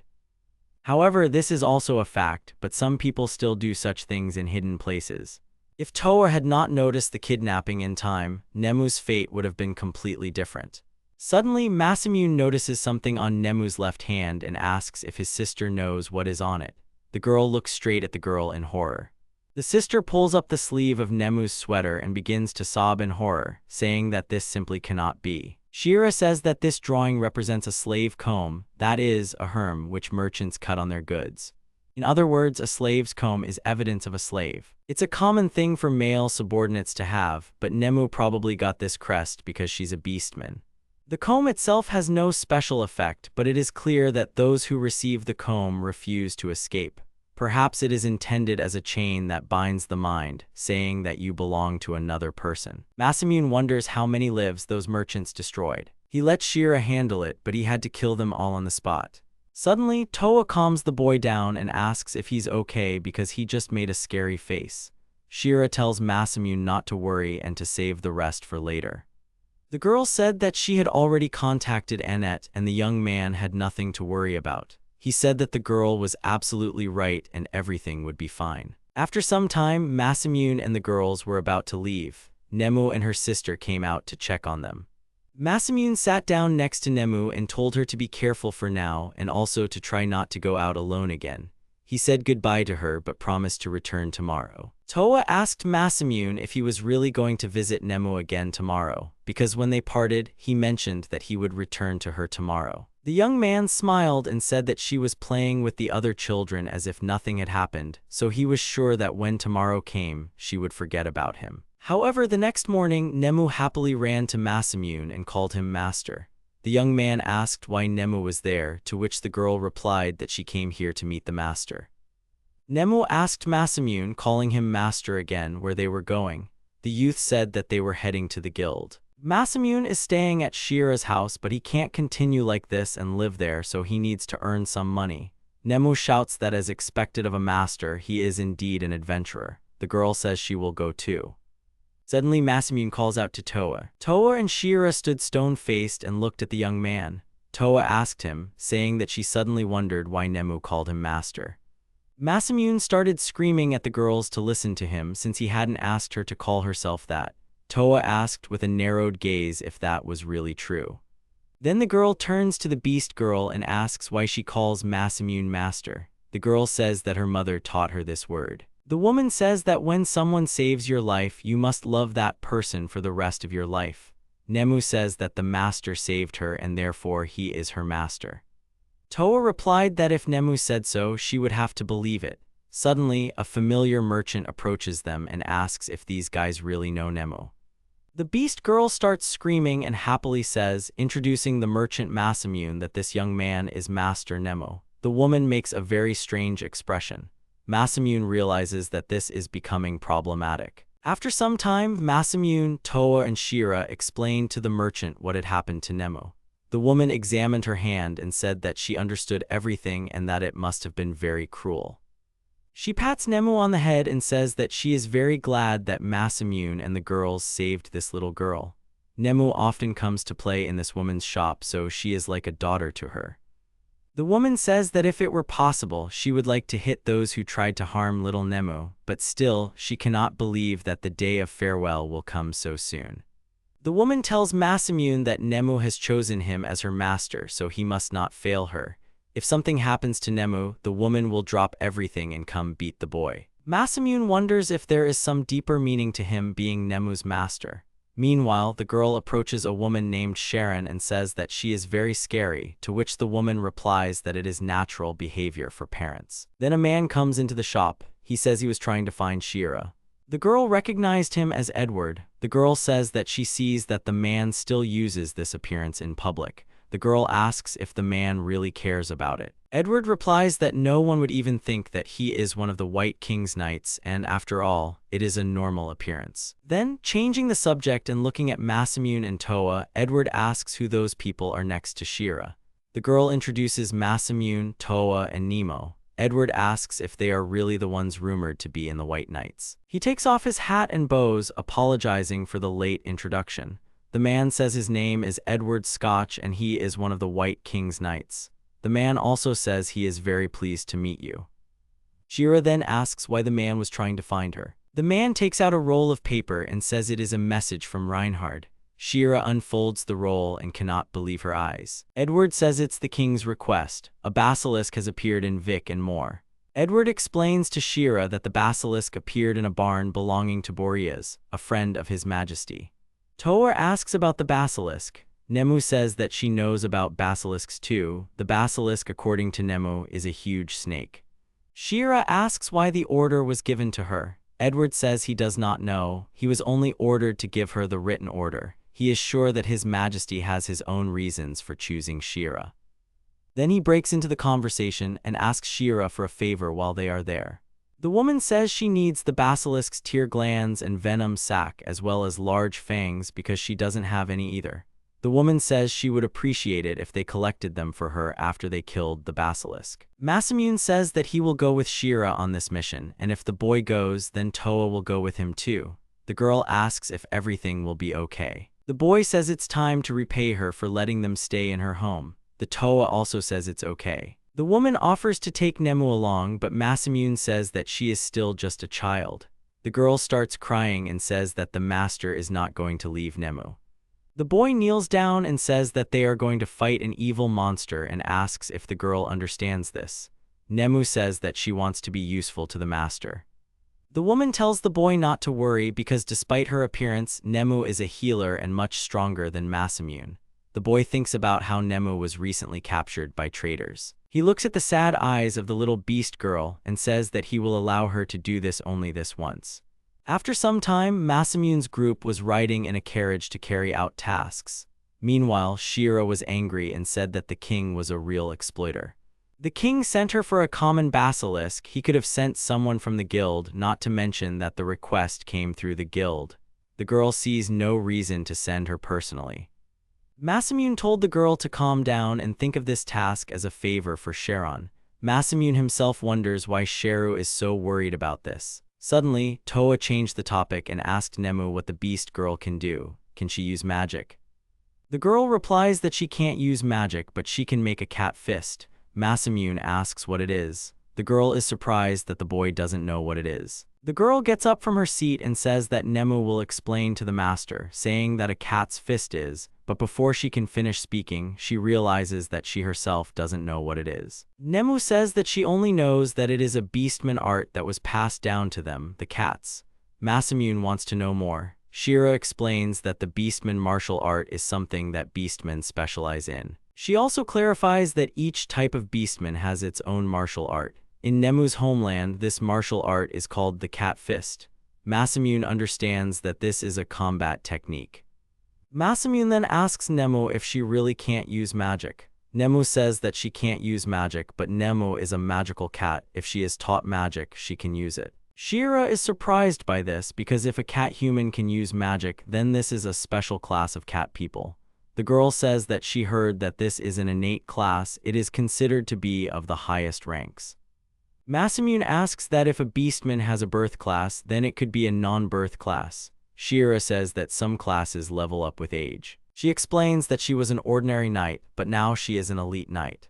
The boy asks if he can really become a cleric after becoming a healer. Shira apologizes and says that it is impossible because clerics are an innate class. She says that the development paths of almost every class are already known, but as far as she knows, the healer class is not developed. Masamune realizes that he will remain a healer forever. Nemu asks if her master is truly a healer.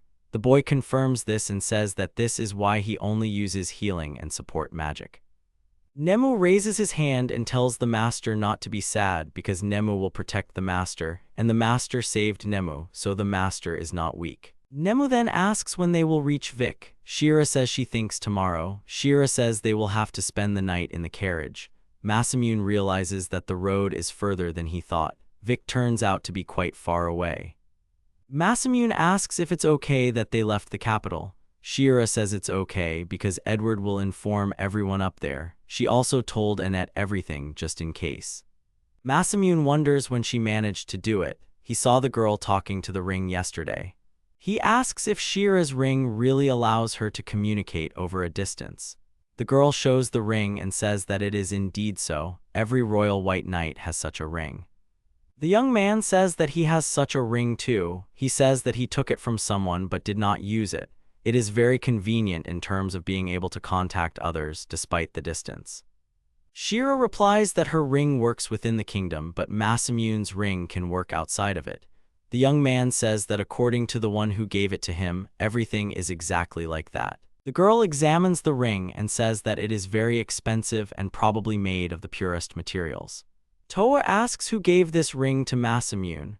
The youth says that he met the man briefly. He says that the man suddenly attacked him and he responded in kind, so suddenly the man offered to become his comrade.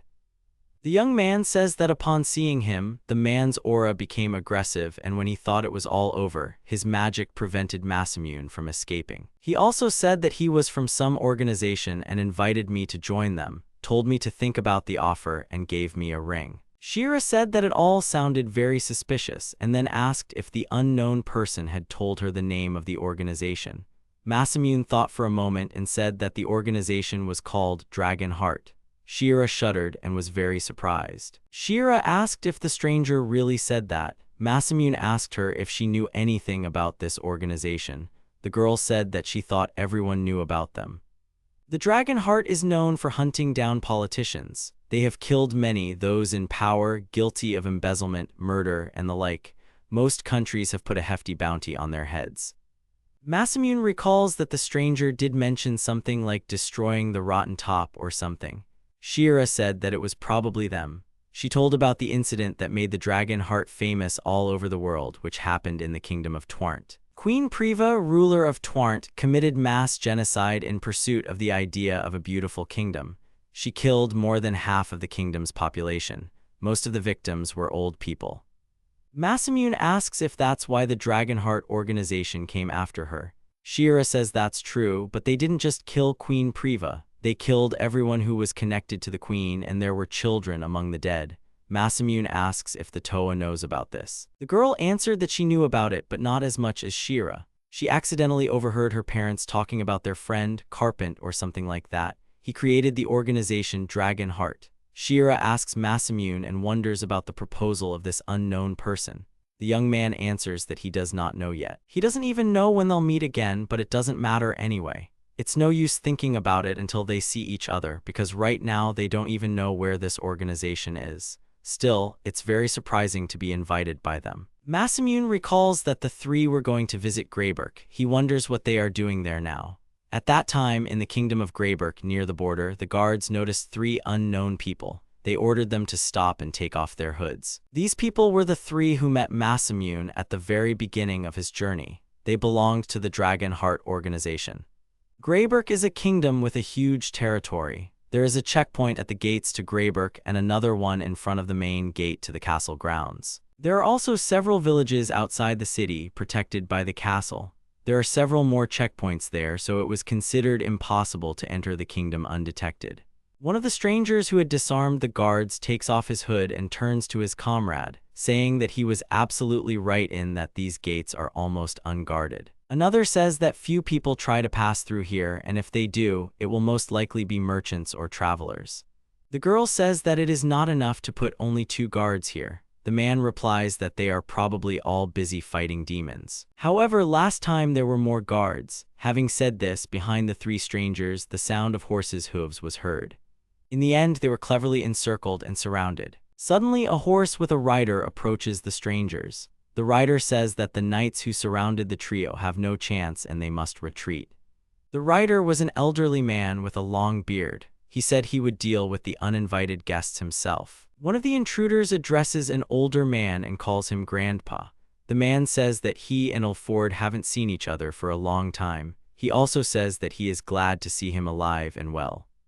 However, he sees that the young man has decided to get mixed up with the scoundrel standing nearby. His Highness will be saddened by this news. The young man asks the man to stop pretending, saying that he continues to pretend as always. The man says he thinks Overpowered has decided not to return home. He asks menacingly what business he could possibly have in this city, since this country has no reason to get involved with his kind. A dark-haired youth steps forward and asks to be introduced. His name is Zeke. The short version is that they have been informed that there is a call for heroes in Greyberk. This is a forbidden magic that requires great sacrifices. As far as the young man knows, there is no other way to summon it except sacrifice. The man says that Zeke came here to get an answer to this question. He replies that he is not going to discuss it, so he asks him to just answer his question. He says that this magic will cause wars. Before that happens, they will bring death to all who are involved, quickly and accurately. The man says that the boy is very direct. He also says that there is no need to be so impatient. Zeke says it's only a matter of time before this spreads across the world. The effects of heroes summoning magic aren't easy to hide. The man says that Zeke should see for himself. However, he did not say that he would let them pass. Zeke is sure that means the man will fight back. He says that if he does, the man will die here. He names the man Albert Morlow. The man calls Zeke a brat and says that he knew about him from the start. The boy asks his comrades to step aside because he will deal with this himself. Zeke's comrade tells him to be very careful because despite the man's appearance, he still has the class of a sage. Zeke tells the young man not to worry because he will not give up his position in front of the great wizard known as the Forest Mage. The man says he's sorry because the trio would have had a chance if they had all attacked. Zeke says he can handle it just fine on his own. He says that Zeke seems to be grossly underestimating him and then calls Dragonheart an organization full of fools. He gives his name and vows to end Zeke's life. Zeke meanwhile summons his dragon power and attacks Albert Marlowe. After a while, the entire battlefield was covered with huge trees. Albert Marlowe was lying in the roots of the trees, covered in blood. The man said that he never thought he would be defeated. He turned to Zeke and asked if he was really a man. He assumed that the boy was a dragon because he had once seen a dragon in his youth. Zeke says he sees no reason to answer that question. The man laughs and says the boy doesn't even have time to answer a dying old man. Zeke sits down next to him and asks him to ask again. He asks the man if the ritual to summon heroes was really performed in Greyberk. The man closes his eyes and says that the boy already knows the answer. He adds that there is no smoke without fire, but all evidence of the ritual was destroyed, so Zeke will not be able to find anything. The man admits that they performed the summoning ritual a month ago and a lot can be done in that time, so the traces of magic have long since dissipated. Zeke stands up and says that it doesn't matter because Albert just admitted to performing the ritual of summoning heroes, so that's enough. The man says that what Zeke and his comrades are about to do is not justice. It looks like a massacre without reason. Zika is hurt by the words about justice. He says that it is not a question of justice or vigilante justice because it is not a question of whether they believe in it or not. Albert then turns to Ulford and asks him if this is really what he wanted. He asks if Ulford feels anything inside himself, seeing a man in such a state, and then wonders where good Ulford went. The young man replies that there is no point in appealing to his feelings, because from the very beginning all people meant absolutely nothing to him, so he feels only disgust. He also adds that Albert and Greyberg not only started a war with demons, but also practiced forbidden magic, sacrificing their subordinates. He also says that they are all just fools. He says with disgust that this country has come to an end.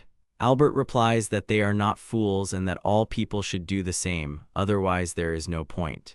Ulford turns away but then says that maybe it's lucky to die with such thoughts. He says the conversation is over and then orders the man to die quickly.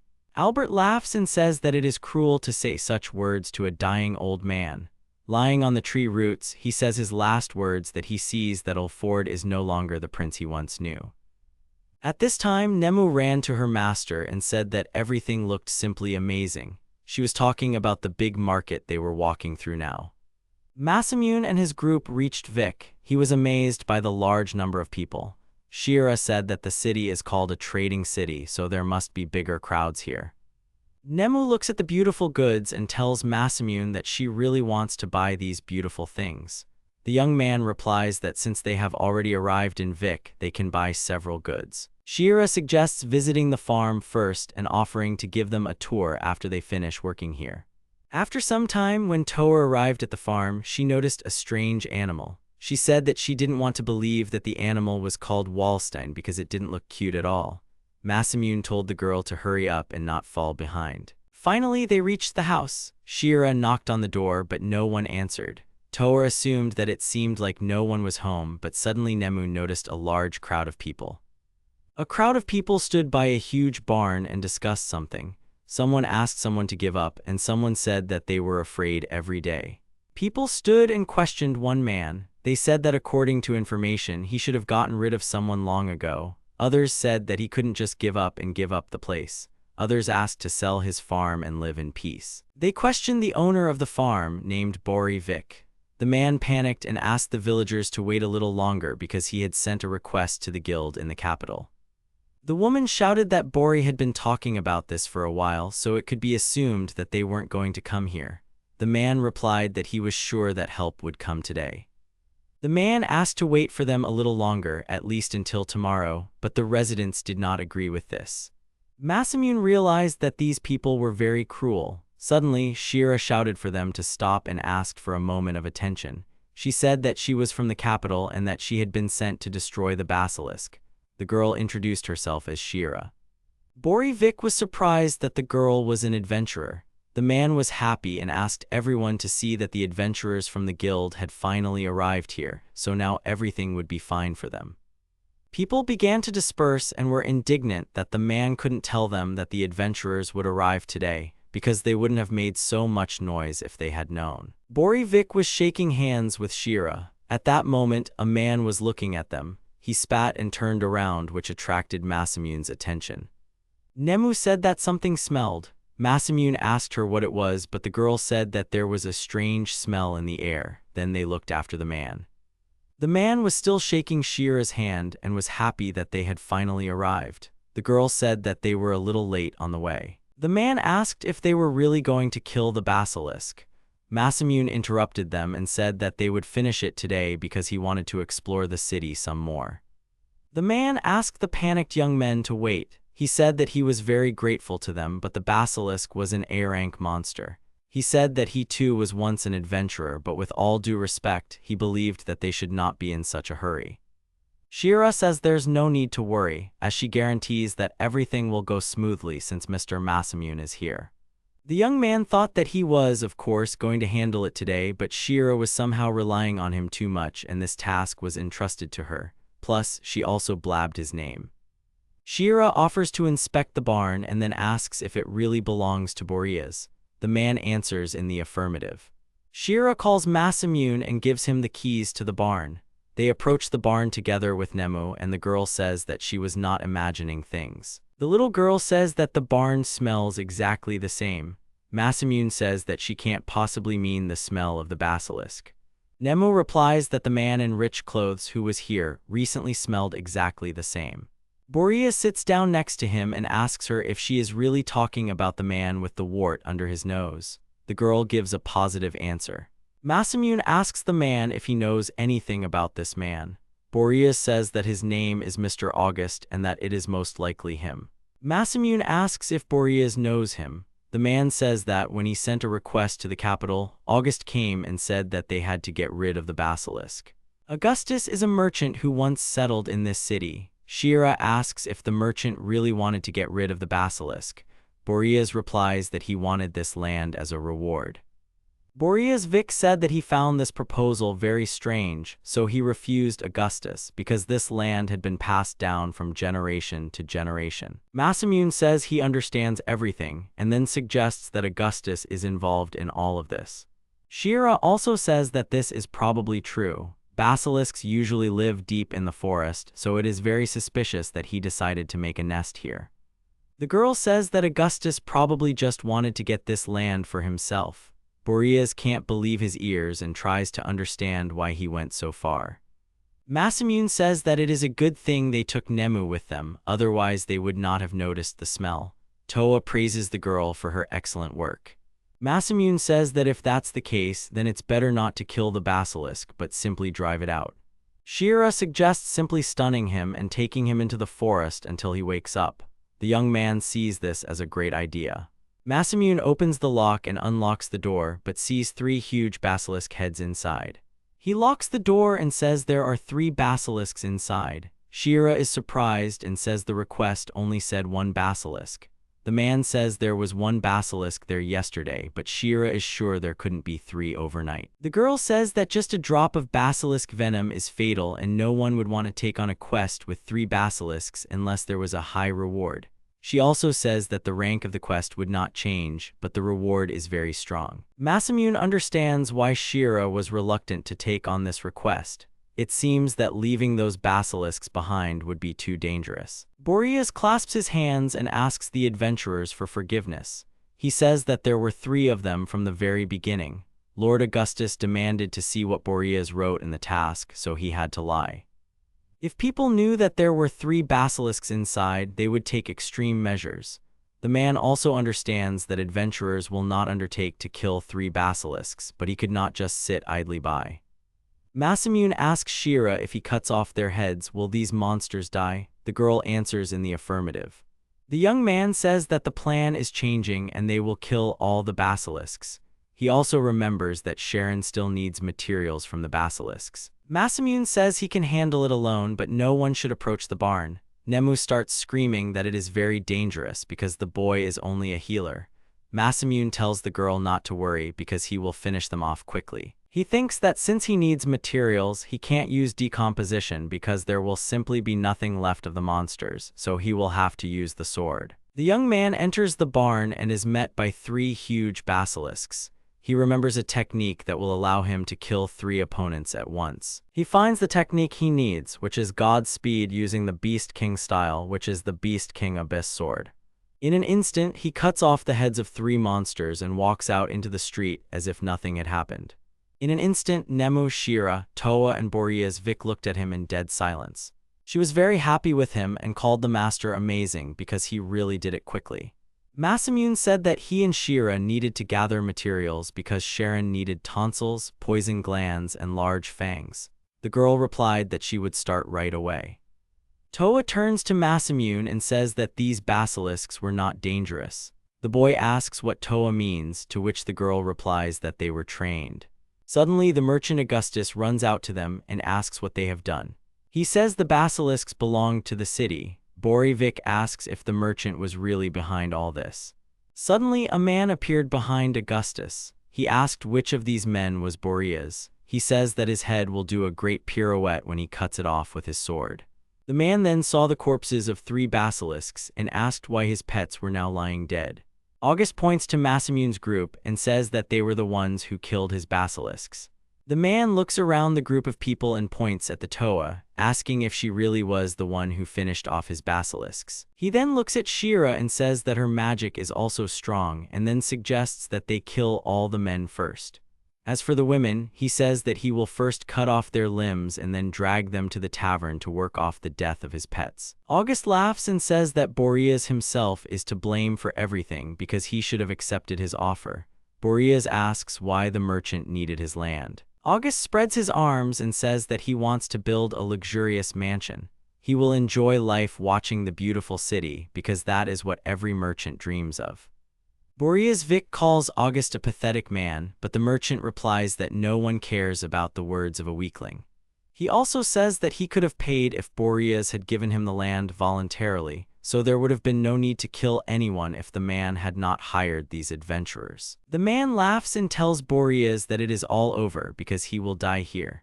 The man with the sword tells Augustus that the 2 of them are strong, so he will have to pay the warrior handsomely for this job. August says he never intended to cheat. He says he will pay twice as much if he kills them all, and if any of them survive, the man will be left without money. The mercenary asks who August thinks he is, since his name is Gordon. The man comes up and asks who will be first, so he asks everyone to decide for themselves. Toa steps forward and says she will be the first. Gordon smiles and asks if the girl really wants to challenge him alone so the second girl can join in as well. Shira steps forward and says that she will join in as well. Masamune asks what the 2 of them are doing now.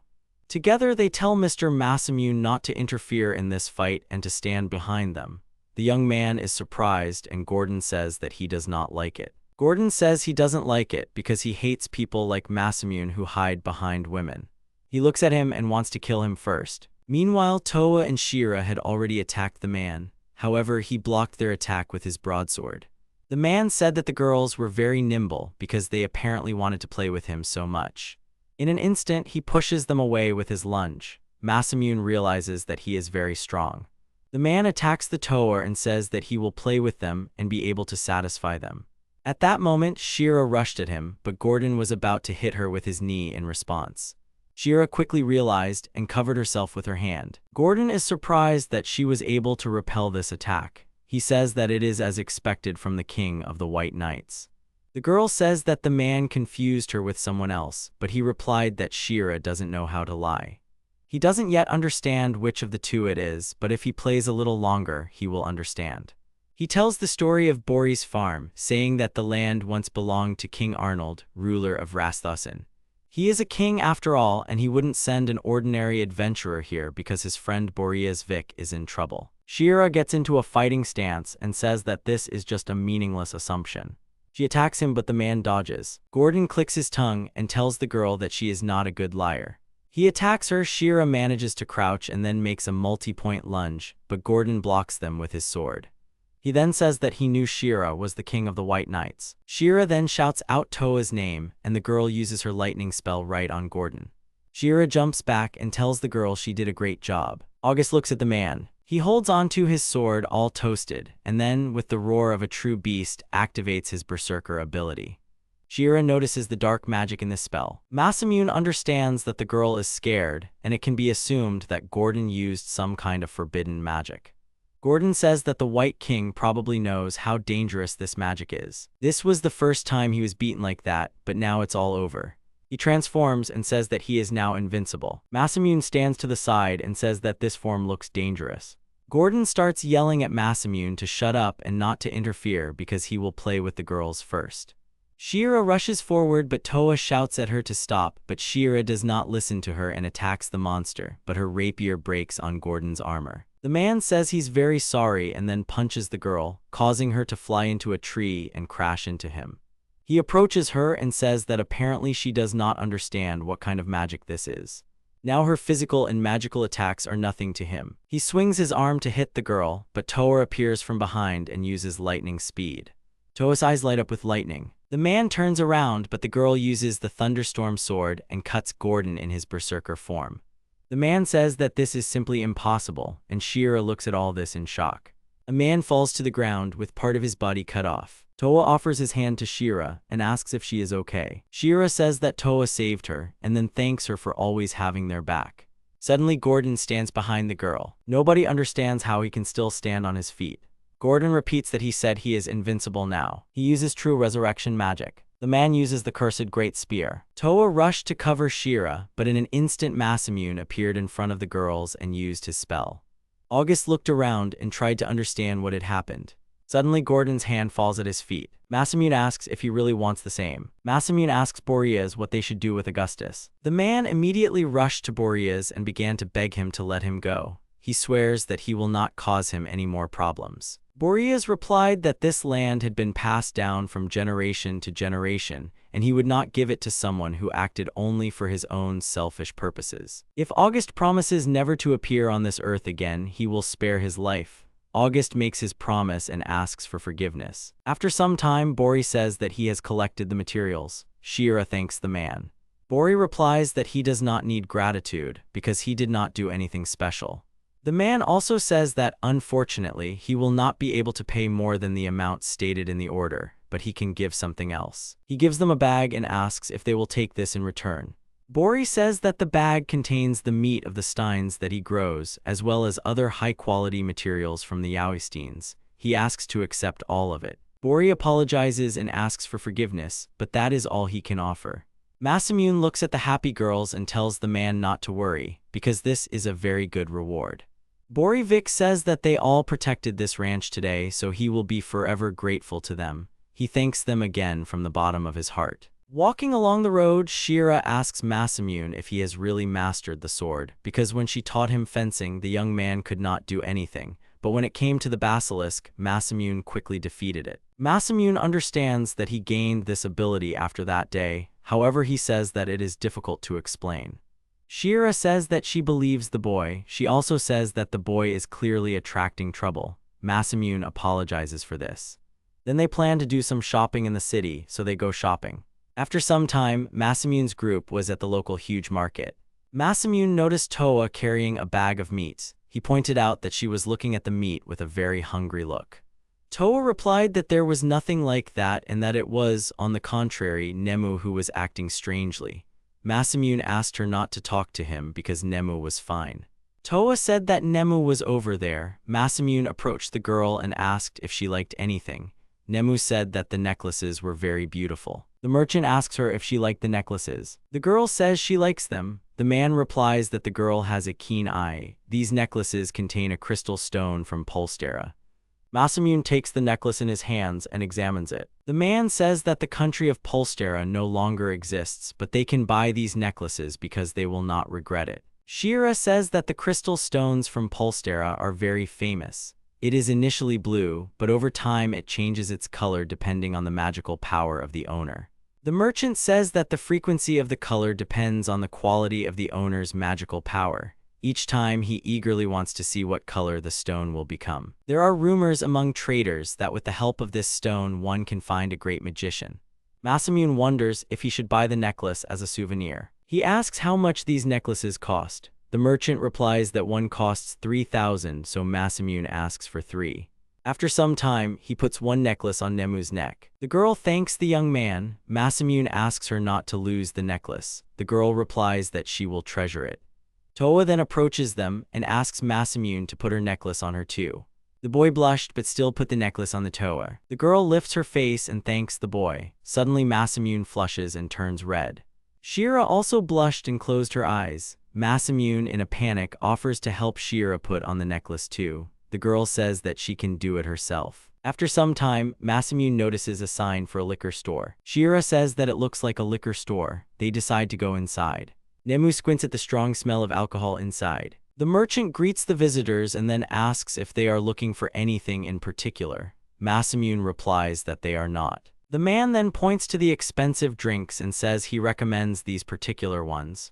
Masamune knows this will be a significant blow to his wallet. Suddenly he notices a sign. The man says that the drink called Old Held is no longer available.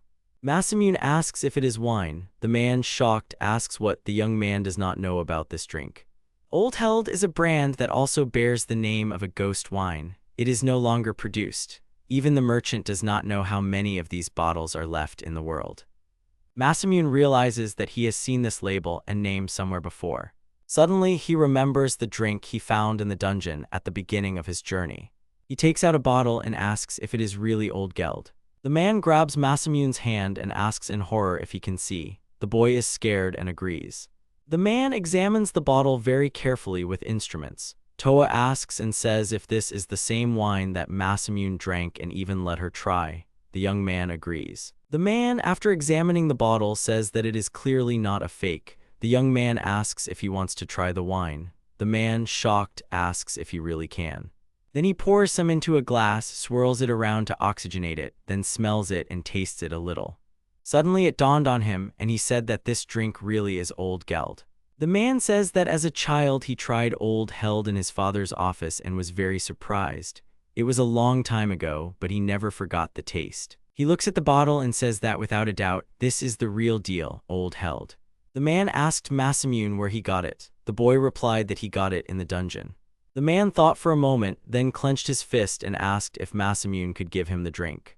The man says that of course he is not asking for it for free. He is willing to pay whatever he wants for it. Then he asks how about 10 million. Suddenly Shira bursts into the conversation and asks if she heard correctly about 10 million.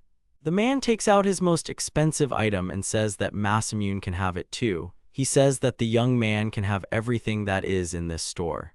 Masamune asks the man to wait a little. Masamune says that's too much for one bottle. The man yells that it's not enough. He's been in the business for a long time, so he'll be straight with him. It was said that such wine no longer exists. Any connoisseur of alcohol would like to try it. It can be valued at 100 million, and aristocrats will give 1 billion. The young man realized that he had never suspected such an expensive drink. The man says that this is precisely why the young man can ask for whatever he wants for him, but 30 million is the limit for him now. Then the man remembers that he has connections and will be able to sell wine directly to aristocrats, so he will be able to earn at least 1 billion. He says that he will give half of the proceeds to the young man. Masamune understands that this man really needs this wine, and he has about 100 more bottles in storage and a lot of barrels too. You can tell from the seller that he is not lying, so nothing bad will happen. The young man says 30 million. If the man can pay this amount at once, then he will give this bottle right now, and of course, he will not refuse half after selling the bottle. The man couldn't believe his ears. He didn't think the boy would agree to sell this bottle. He asks to wait a second and then comes in with a bag. The man puts in the first 5 million and says he got it from the bank. Masamune realizes that there are banks in this world too. Then the man says he will bring more. He puts 30 million in front of him and then, having received a bottle of the expensive drink, begins to cry with happiness. Shira is surprised when she looks at the money, and it turns out that Masamune had Old Geld. The young man asks the girl if she really knows about this drink too. The girl says that her father is the owner of the Budo vineyards. The merchant man asks Shira if they are descended from the Ekarat family. The girl says that she is the daughter of Brown Ekarat.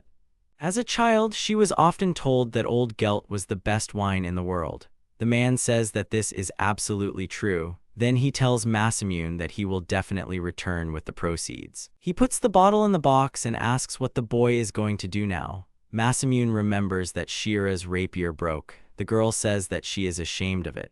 This rapier is given to every knight of the White King, so in other words, it was forged especially for her, so who knows how much she would have to pay for a new one. The boy offers to buy the girl a new weapon now. Shira says that she will not be able to repay the debt. The boy tells her not to worry and then says that he will buy new clothes for Toa and Nemo. Toa asks about clothes, to which the boy replies that a girl can't wear the same outfit every day. The male shop assistant says that he knows a suitable store, so he tells them that he will take the boys there. Masamune thanks the man. Shira remembers Lord Masamune's sword and calls it very strange.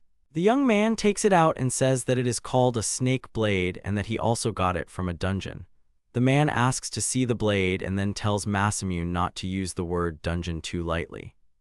The young man is interested in the reason for such a ban, to which the man replies that if he really got this blade from the dungeon, then everything is serious. This sword may be legendary or mythical, and in that case, the boy's life may be in danger. Masamune asks if weapons really have ranks. Shira says that all materials, weapons, borers, and monsters have ranks. Normal rank is the lowest, and the highest rank is fantastic. She also says, by the way, that there is no set standard for the value of items that are lower than normal rank, such as goblin teeth. The man asks to listen to him and then says that this sword needs to be taken for evaluation. He understood what rank this sword has, but they had better see for themselves to be sure. The weapon can be evaluated in the same store that he shows. He also says that Masamune will be able to decide for himself whether he will be safe if he keeps the sword. The young man thinks that this sword belonged to Shounen, so its rank cannot be low. He decides to take this opportunity to find out the rank of the sword. He then asks the man to lead them. After some time, they arrived at Cook's shop. The man said it was a general store run by the large Cook's company, but in fact, the store specialized in artifacts. Masamune's group entered the store and began to look at the various goods. The young man realized that there were a lot of things here, befitting a really large company. Nemu was delighted to see everything shining and then ran through the store. Toa asked her to stop and then ran after her. The man placed the sword on the counter and asked for an appraisal. He told Masamune that he would wait there for the results and that the boy could look around the area. Masamune said that he would go and look for Toa with Nemu, and Shira could look at a new rapier for herself at that moment. The girl asked if she could really do that. Masamune said that buying a new rapier would serve as a payment for the room so that he would get something in return and the girl would not feel so awkward. Shira thought for a bit and said that if that was the case, then she agreed to such conditions. After a while, Masamune saw Toa, who was looking at the armor. The girl said that she did not find anything special. She already had a sword, but the armor that was provided here was too heavy and she wanted something lighter. The female consultant interrupts their conversation and says that perhaps this equipment would suit the girl.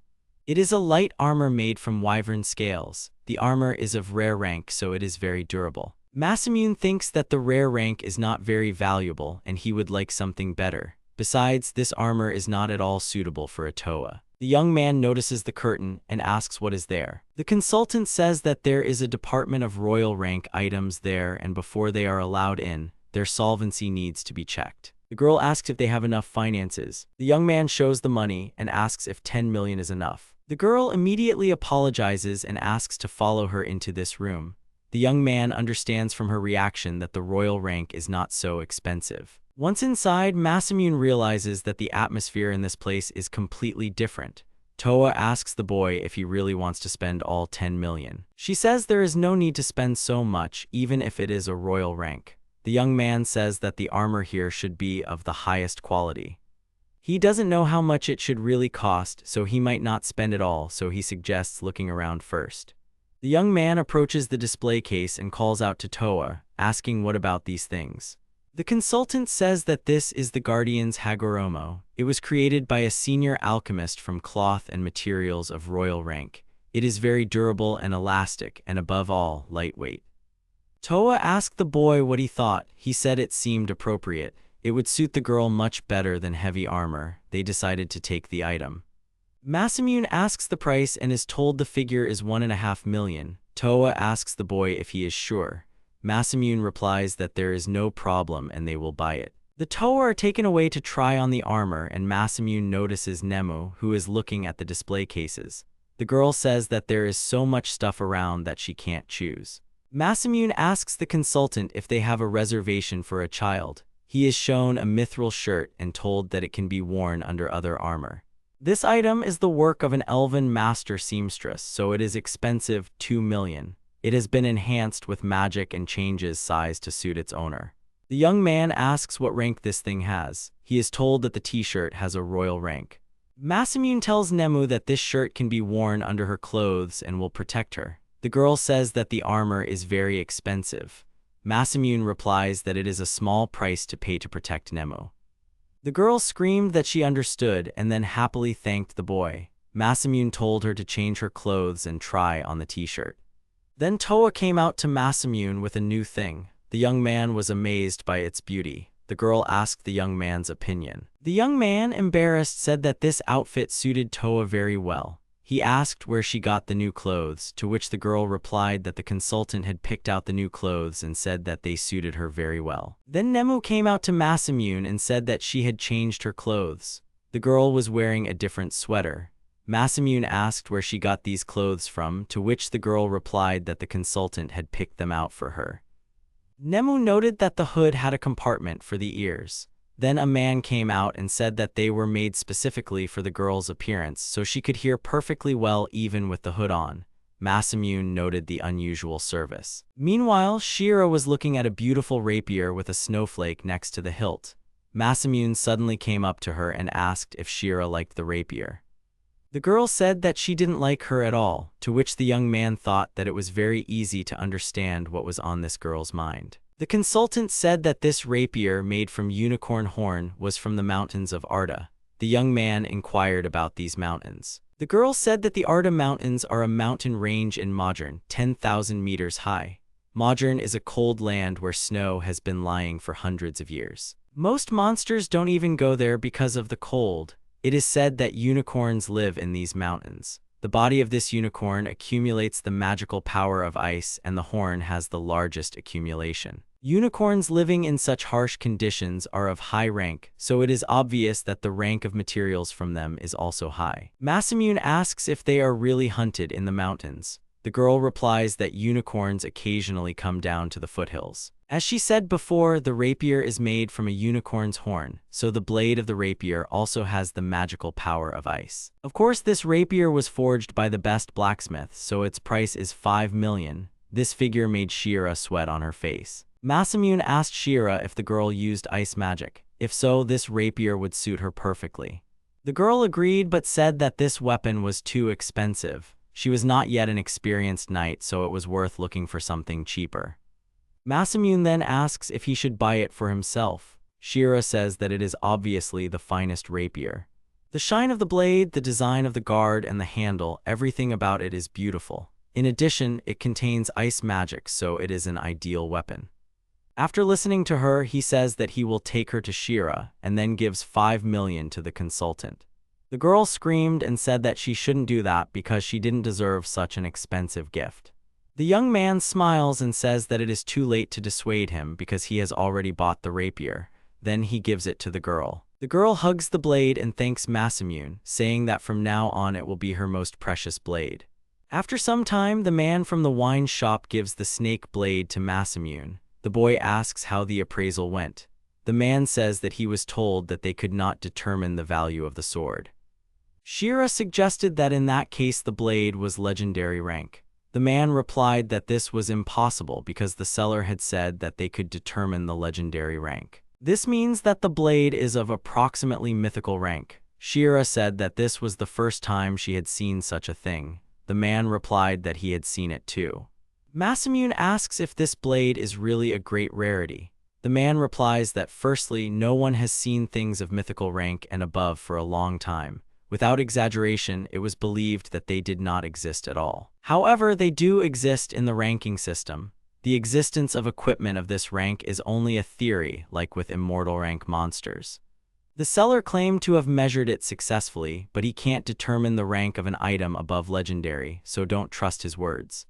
Masamune thinks that if this blade was previously owned by Sheion, he would have expected the rank to be high, but still not that high. The young man remembered Sheon's words when he said that the young man should give this snake sword to the demoness girl because it was special and it might not suit the young man. He tells Toa to listen to her and asks if she would mind fighting with this sword.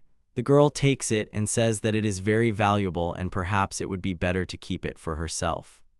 Masamune says that this sword clearly does not suit him. He tells her to judge for herself. He, as a healer, cannot use this sword, so it is better suited for the Toa. The girl examines the blade and says that they will exchange swords. The man says that the boy is very strange because he just gives away valuable things to other people. Masamune says that he has no use for this treasure. The man sighs and says that either the boy is too generous or too stupid, and Masamune replies that he is an ordinary person. He thinks that maybe he has changed a little because before he was alone, but now he has met girls, so he is grateful to them from the bottom of his heart. At this time, a huge portrait of Albert Morlo hung in front of the public, and in front of it stood the king. He said that Albert Morlo was their friend. Sometimes with wisdom, sometimes with strength, he helped them and their kingdom for a long time. For Greybook, the death of such a mage is simply an irreparable loss. The king says that they can no longer repay him, so what they are about to say in memory of their friend is very important. They were going to keep it a secret from everyone at first. He says that everyone present is grieving with them and everyone is suffering, and if so, then everyone has the right to know the truth. The truth is that Albert Morlo died at the hands of the Dragonheart. This organization challenged the entire kingdom. The king shouts that they swear to all the subjects of the kingdom that all these scoundrels from the organization will face a painful death, because this is the only way they will repay the debt of friendship. At this time, in the National Academy of the Kingdom named Ares, on the #1 training ground, there was a girl. She relayed the terrible news to Masamune's classmates that Mr. Albert had died. She said that the Dragonheart organization, criminals who attack politicians and aristocrats, appeared near the borders of the kingdom yesterday. Albert immediately rushed there, but unfortunately did not succeed in the battle. She said that she wanted to convey Albert's dying news to the young men and women, since that was what she had come here with, but it seemed that all she had achieved was to undermine the teenagers' spirits. One of Masamune's classmates who used to bully him said that Mr. Albert taught them all magic and was also kind even when they failed. He was a good teacher, so they are all sincerely grateful to him, so they all ask to convey his last will. The girl thanks them and says that she is sure that Albert would be proud of the guys. She then talks about how they must defeat the Demon King and bring peace to these lands. Being the main motto of Greyburg, it is also Albert's last testament. She says that the young men and women are the hope of Albert and the entire kingdom, so she asks to lend them her powers. After some time, Siki approaches a young man named Akijo and calls out to the young man. He asked if Akijo really didn't listen to what Ares was saying. They are all trying to do good for the country and training, so Akijo should not shirk his duties. The young man says that he listened to everything, but now is his free time, so he spends it the way he likes because rest is also important. He looks at Siki and says that he always snaps at him for every little thing, so he thought that Hidaka probably felt something similar too. Siki started shouting, telling Akijo to stop telling him something about that dead man. The young man replied that the woman had also come to tell them about the dead man. Siki asked Akijo what he meant by the dead man. Was he talking about Ares? Akijo asked who he was talking about then. Siki is a bully and a rude person, but he is a simpleton at heart, so he doesn't notice. The young man asks what Akijo is talking about. He clarifies that he is talking about that woman. Most likely, there is something fishy about her last speech as well. Siki grabs his classmate by the collar and asks him what grounds he has for saying that. The young man asks a counter question and asks why Siki is so fiercely protective of this woman. He asks how they all reacted to her story about the old man's death. It is obvious to the naked eye that everyone became even more inspired, although in fact a man died and was killed. It wasn't just anyone who was killed, but a great sage who had served the kingdom for decades, so it would be more logical to be sad. He removes Siki's hand and asks if it was strange. Whenever Ares comes, he always starts with the dark news that the situation in the kingdom is dire, or that the people are dying at the hands of demons. Before she leaves, she always says something nice, like how much she believes in the boys. Most of the boys immediately rushed to train with special zeal, but it did not have such an effect on the girls. Then the old man began to come with his carefree laughter. Now that he's dead, Ares comes and tells them all to carry out his last will. It feels like everything is going according to that woman's script. Akijo says that it's all just brainwashing. Suddenly, a man approaches them and asks what is going on. Siki replies that nothing happened and they were just discussing their future. Siki says that they must train even harder for the good of the kingdom. The man pats him on the shoulder and says that he is counting on him. After the teacher left, Akijo continued, saying that the current Siki just makes him sick because even before he wasn't that bad. The boy tells Akijo to think what he wants, but he won't report him. The thing is, Ikijo is very powerful and therefore important to the kingdom. Ikijo notes Seki's remarkable devotion to this place. Then they were interrupted by the girls who were standing nearby and heard everything. One of them shouted at the boys to stop as everyone was fed up with Ikijo's nagging. Another girl says that Ikijo was cool once, but now he just sucks. Ikijo smiled and said that girls, as far as he could see, never change. They can't see beyond their noses. The girls started throwing hysterics when Ikijo cast the explosion spell. Suddenly, something exploded above the girls. Ikijo looked menacingly and told them that they were like leeches. They always latch onto someone and don't let go. If he wasn't good enough, they would latch onto Seki. He asked who they would latch onto after Seki. He says that when they hide behind someone's back, no matter what they say, they may not be held accountable for their words. If Hidaka had been in charge of his revenge, they would have probably laughed at him until they got tired of it themselves. Seki asks if Ikijo is ashamed of using magic to intimidate. He asks the boy if he is a coward. Ikijo replies that of course he shouldn't talk about bullying. Seki can't take it anymore and grabs Ikijo by the collar, then tells him to think about it carefully, who is really in the wrong.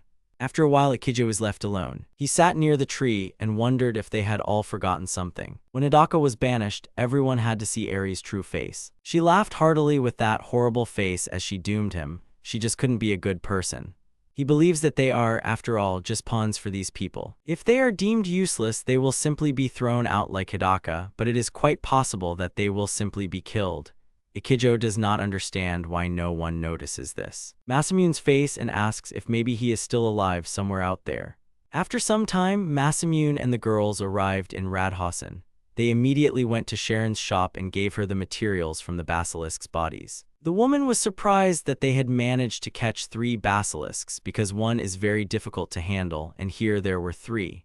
The woman turned to him and asked if something had happened to her, but the girl replied that she was perfectly fine. The girl remembered Masamune's words. The young man asked her not to tell anyone that he had killed the basilisks.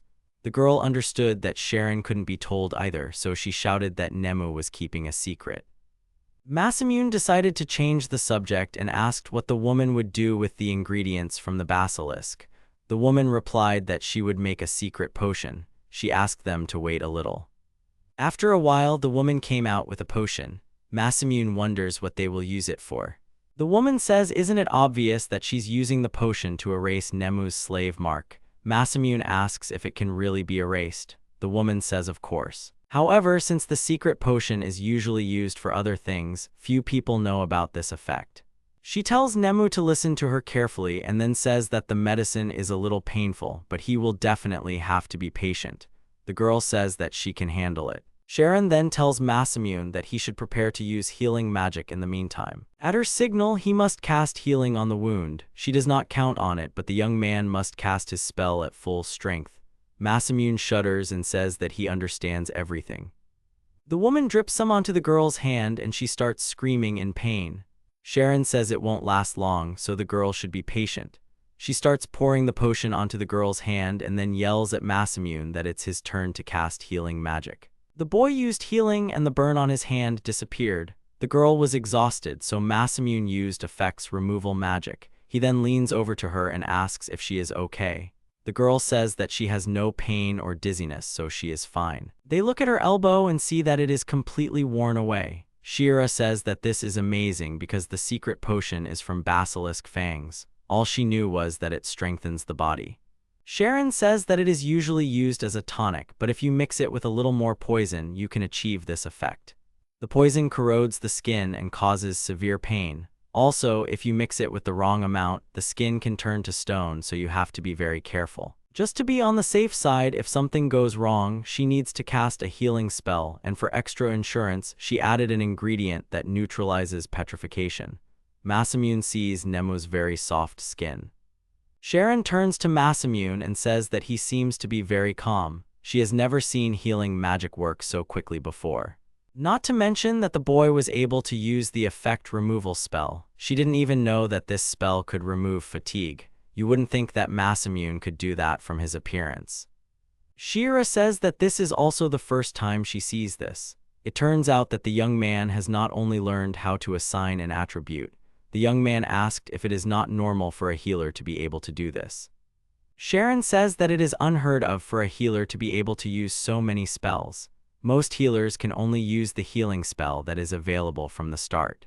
Although even it is far from being as effective as the similar spell of the priests. Even more experienced healers only have a relative command of assigning the attribute, and even this is already a great rarity. If a healer tries to learn new spells, he will only become a target for ridicule. Even if he gives it his all, at best he will master healing and attribute assignment. That's why everyone thinks and calls healers the weakest class. Masamune remembers Aries' face when she said those words. Sharon says that Masamune seems to be different. She asks if he knows any other spells. The boy says that, in principle, he can increase the attack and defense of allies. Sharon and Shira are very surprised by this. The girl asks if the spell Masamune is talking about is really called the Aura of Hatred. The young man gives a positive answer. Sharon says that this magic is of a high level. She has never even heard of such healers. The young man asks what it is. Even though it is not an attack magic, it is still of a high level. Sharon replies that the enhancement from this spell is on a completely different level. Also, since there are few people who can use it, the value of this magic is higher. Masamune smiles and thinks that, of course, he still has the weakest class, but with high-level magic, it seems like his heart has become lighter. After some time, the girl registrar at the Adventurers Guild announced that the successful completion of the mission to neutralize the basilisk was credited.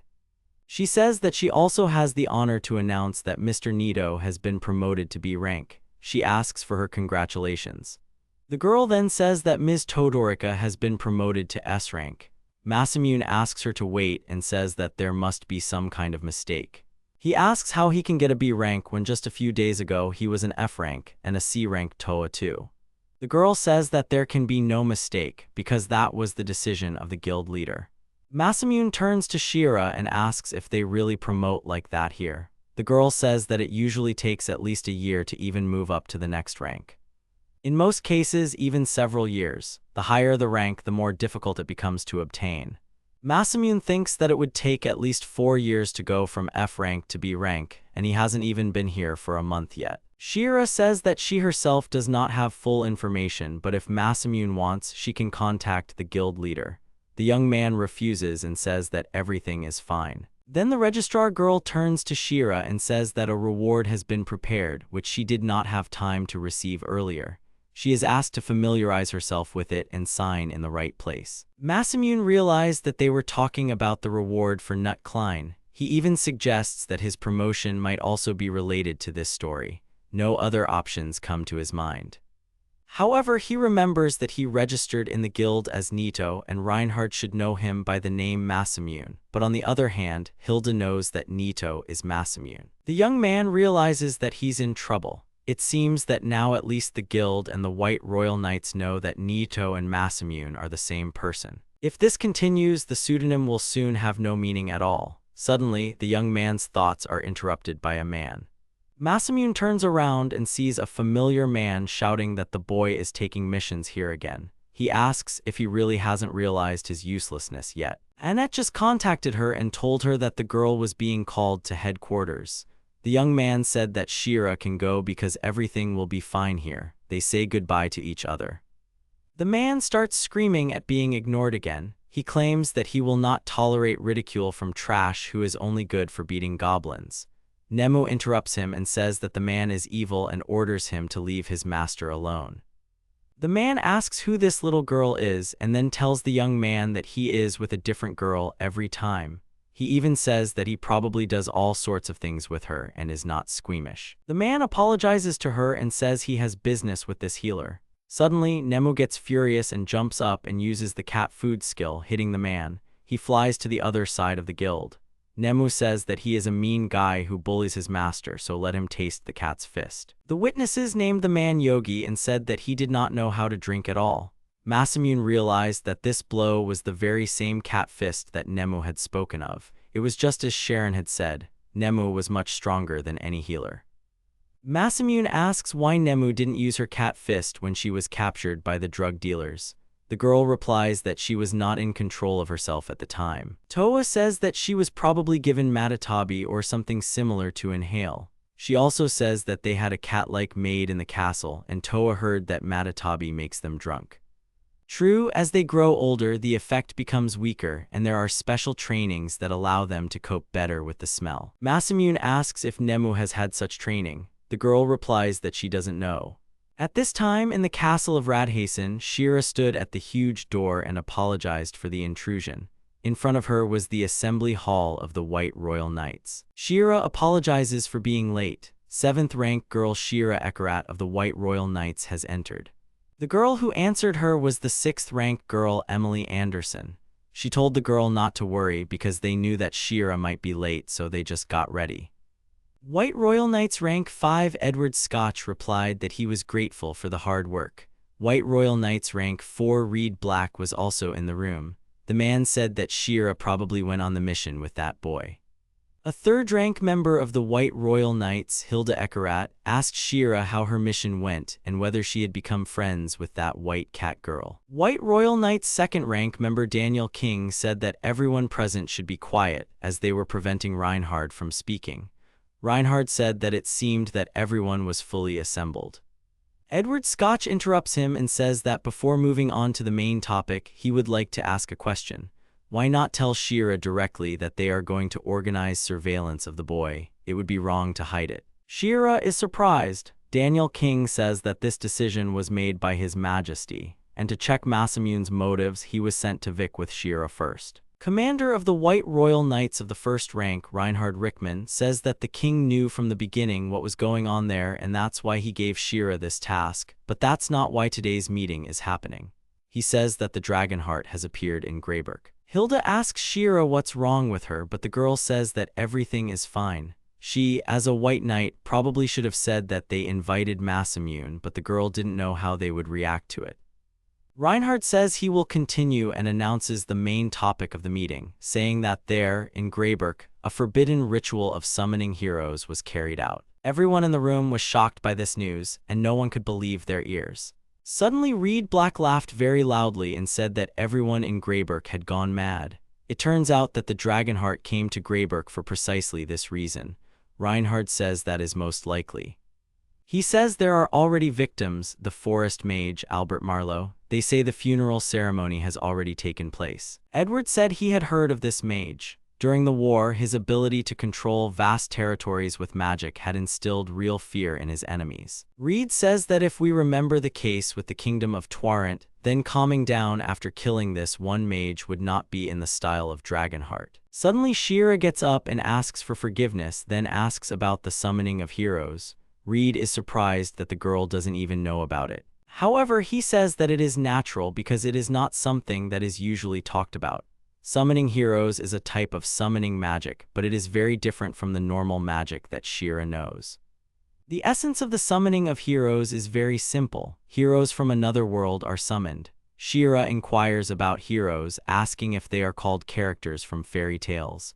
Reed answers that this is not a mistake, but not entirely correct judgment. Heroes is just a term for those who have been summoned, although it is said that in the past, so-called mad monsters were also summoned. Within the summoned is a divine protection called a blessing. There are unusually high initial stats or the ability to use high-level magic from the start. It is also said that these heroes have rare classes and special skills. Shira asks why this magic is forbidden. Reinhardt replies that it is because the summoners sacrifice people. This ritual requires a huge expenditure of mana. In short, a mana core is formed. Shira says that the mana core can live in the bodies of other beings, so why sacrifice other people? Reinhard says that Reed mentioned this before. The monster summoning incident. A beastman was sacrificed then. However, the summoned one was insane and did not understand what was being said to him. The ritual ended in a bloody tragedy. Since then, the floor has been used only for human sacrifices. Reed says that this magic is terrible for another reason. Shira asks what he means. The man says that creating a mana core sounds very simple, but that much mana cannot be gathered by simply making sacrifices. The core has a limitation. It cannot provide mana flow until the victim's body is destroyed. Shira suggests that this limitation must be removed but asks how this is possible. Reed says it's possible through desperation and terror. He asks her if she knows the easiest way to achieve both of these things. The girl says through torture, and Reed replies that she is smart. To cripple the victims with continuous pain and horror to the very limit, but not to kill, because if the victim dies, then the core will die too. And finally, when the spirit is completely broken, the restriction on the core will be removed and the bodies of the subjects will give it their mana with a bright glow. Only after all this has been done can the ritual of summoning the heroes begin. Shira asks how many must be sacrificed, but Reed shrugs and says there is no answer. He assumes that the number could reach hundreds of people or even 1,000. When this ritual was performed last time, there were even rumors that people were disappearing in the country. Shira shrank back. Noticing this, Reinhardt says that what has been done cannot be undone, but even if we assume that the dragon heart leaves Greyberk alone, the kingdom will sooner or later go to war against the demons. He asks everyone present to keep this in mind. Shira understands that magic that requires human sacrifice is very frightening, and she didn't even think that such a thing existed. Reinhardt meanwhile said that he had everything and then asked if anyone had anything they wanted to report. Daniel said that he had something, and it concerned the recently liquidated Nut Klein. Someone had stolen his body yesterday. Shira didn't listen to them. He was only concerned that she still didn't know anything about magic. After some time, everyone gathered at Shira's house to cook a barbecue. The girl's father was collecting firewood for the fire and was happy that they had not spent such a long time together. The man said that when Shira and Hilda were little, they often grilled meat, so this brings back memories for him. Masamune laid out pieces of meat from the bag and said that there was so much meat here that it would be enough for all the servants, so everyone could enjoy it. The man thanked the young man because after all there were about 15 maids in the estate. The young man replied that there should be enough meat. He pointed to the table where there was some stein meat that they had received as a thank you for one of the missions, and the pile of meat that lay on the side was something they had bought separately. Masamune asked the man not to refuse because it would be like their gratitude for all the work. The man thanked the young man and then ordered the maid to call everyone to the table. Then the young man took out 5 bottles of alcohol and another barrel. He told the man to take this wine because he had more. The man chuckled and said that he himself owned a large vineyard, so he had a lot of strong drinks of different types. He takes a bottle of wine and screams in horror that he is holding Old Held in his hands. Suddenly Nemu appears and says that Shira and Hilda have arrived. After a while, everyone was enjoying the meat and expensive wine. Even the cook cried because he was tasting Old Held in his life. Masamune watches everyone and is happy about it. Then Toa comes to him and says that it is very good when everyone is happy. Then the girl asks something about Shira and says that she is clearly not okay. He looks at the girl sitting alone and says that he himself sees it perfectly well. Soon he approaches her and asks permission to sit down next to her. He sits down and asks what happened to the girl. Shira asks Masamune if he has ever heard of summoning heroes. The boy is surprised and then answers that he has heard of such a thing. The girl asks if the boy really knows the reason why this ritual is considered forbidden. Masamune replies that he knows about human sacrifices. The girl asks why he is so calm. Today she heard for the first time about the ritual and the sacrifices and torture that accompanied it. Masamune is surprised by this and asks what kind of torture this is. After some time, Shira tells him the whole truth about the ritual and says that she had no idea that such magic existed. However, she thinks that as a royal white knight, she should have been prepared to face the truth that she would rather ignore, but now magic scares her a little. The boy asks if this isn't normal. Not all magic involves sacrifice. He doesn't think Shira should worry about that. There will always be good people and bad people. There will always be protective magic and forbidden magic. He thinks it all depends on the person using the magic. And if the girl still finds it hard, he will always listen to her, just like now. He also says that Shira has Toa, Nemu, and Hilda, so Shira should talk until she feels better and the boy will be there. The girl can't resist and hugs the young man. She asks to call her simply Shira and not to use any more formalities because they are close friends, so the girl asks permission to call the young man simply Masamune. Masamune sees Shira saddened and agrees to her proposal. Suddenly, someone shouts at him from the side and says that this is not fair and then runs screaming straight to Shira and Masamune, asking what the girl is doing with her master. The girl looks at Shira with disdain and says that she is being dishonest because she was the only one who hugged Masamune. Shira screams and says that no one is clinging to anyone. Nemu says that they were just hugging and Nemu saw everything. Suddenly, Toa approaches them and says that it seems that Shira has already recovered. The girl apologizes for making everyone worry. Masamune explains to Nemu that Shira needed to talk, so she didn't do anything weird.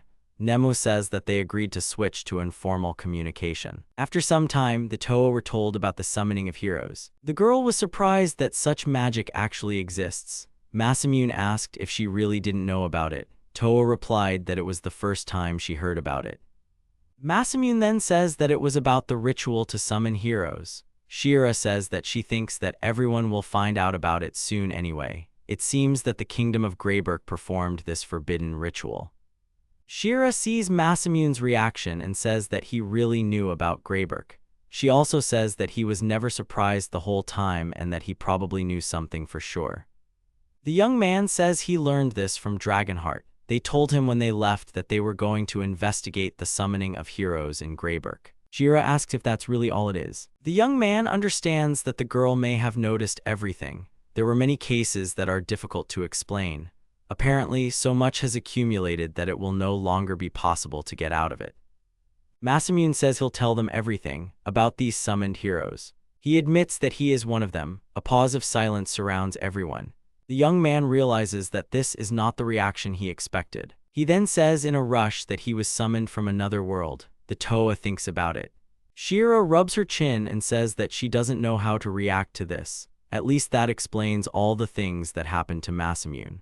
She explains that the young man did not know much about this world and most importantly, that for the healer class, Masamune's strength is completely atypical. Reed Black speaks of the blessing that heroes are given. Masamune interrupts them and asks to let him clarify something. He was called here as a hero, but he is not a hero at all. Shira asks in what sense the young man says this. He says with a blank face that he was thrown out because he is a healer, but he thinks it is for the best because he was able to meet all of them.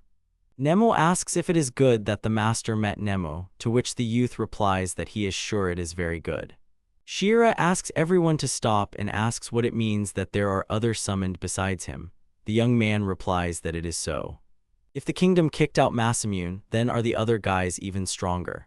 Masamune replies that he heard that everyone has elite classes, so they must be strong. Shira is surprised by this. Toa interrupts them and says that they cannot be stronger than Masamune. Shira asks why. The young man remembers something and says that Shira and Nemu did not see his real status. He activates his status panel, and Shiro and Nemu are simply surprised that the boy has a triple-digit level. The girl realizes that it is really hard to believe that someone could be even stronger. She asks if Nito's alias might also be related to the summoning. Masamune answers yes. The young man says he uses his pseudonym because he doesn't want other conscripts to know he survived.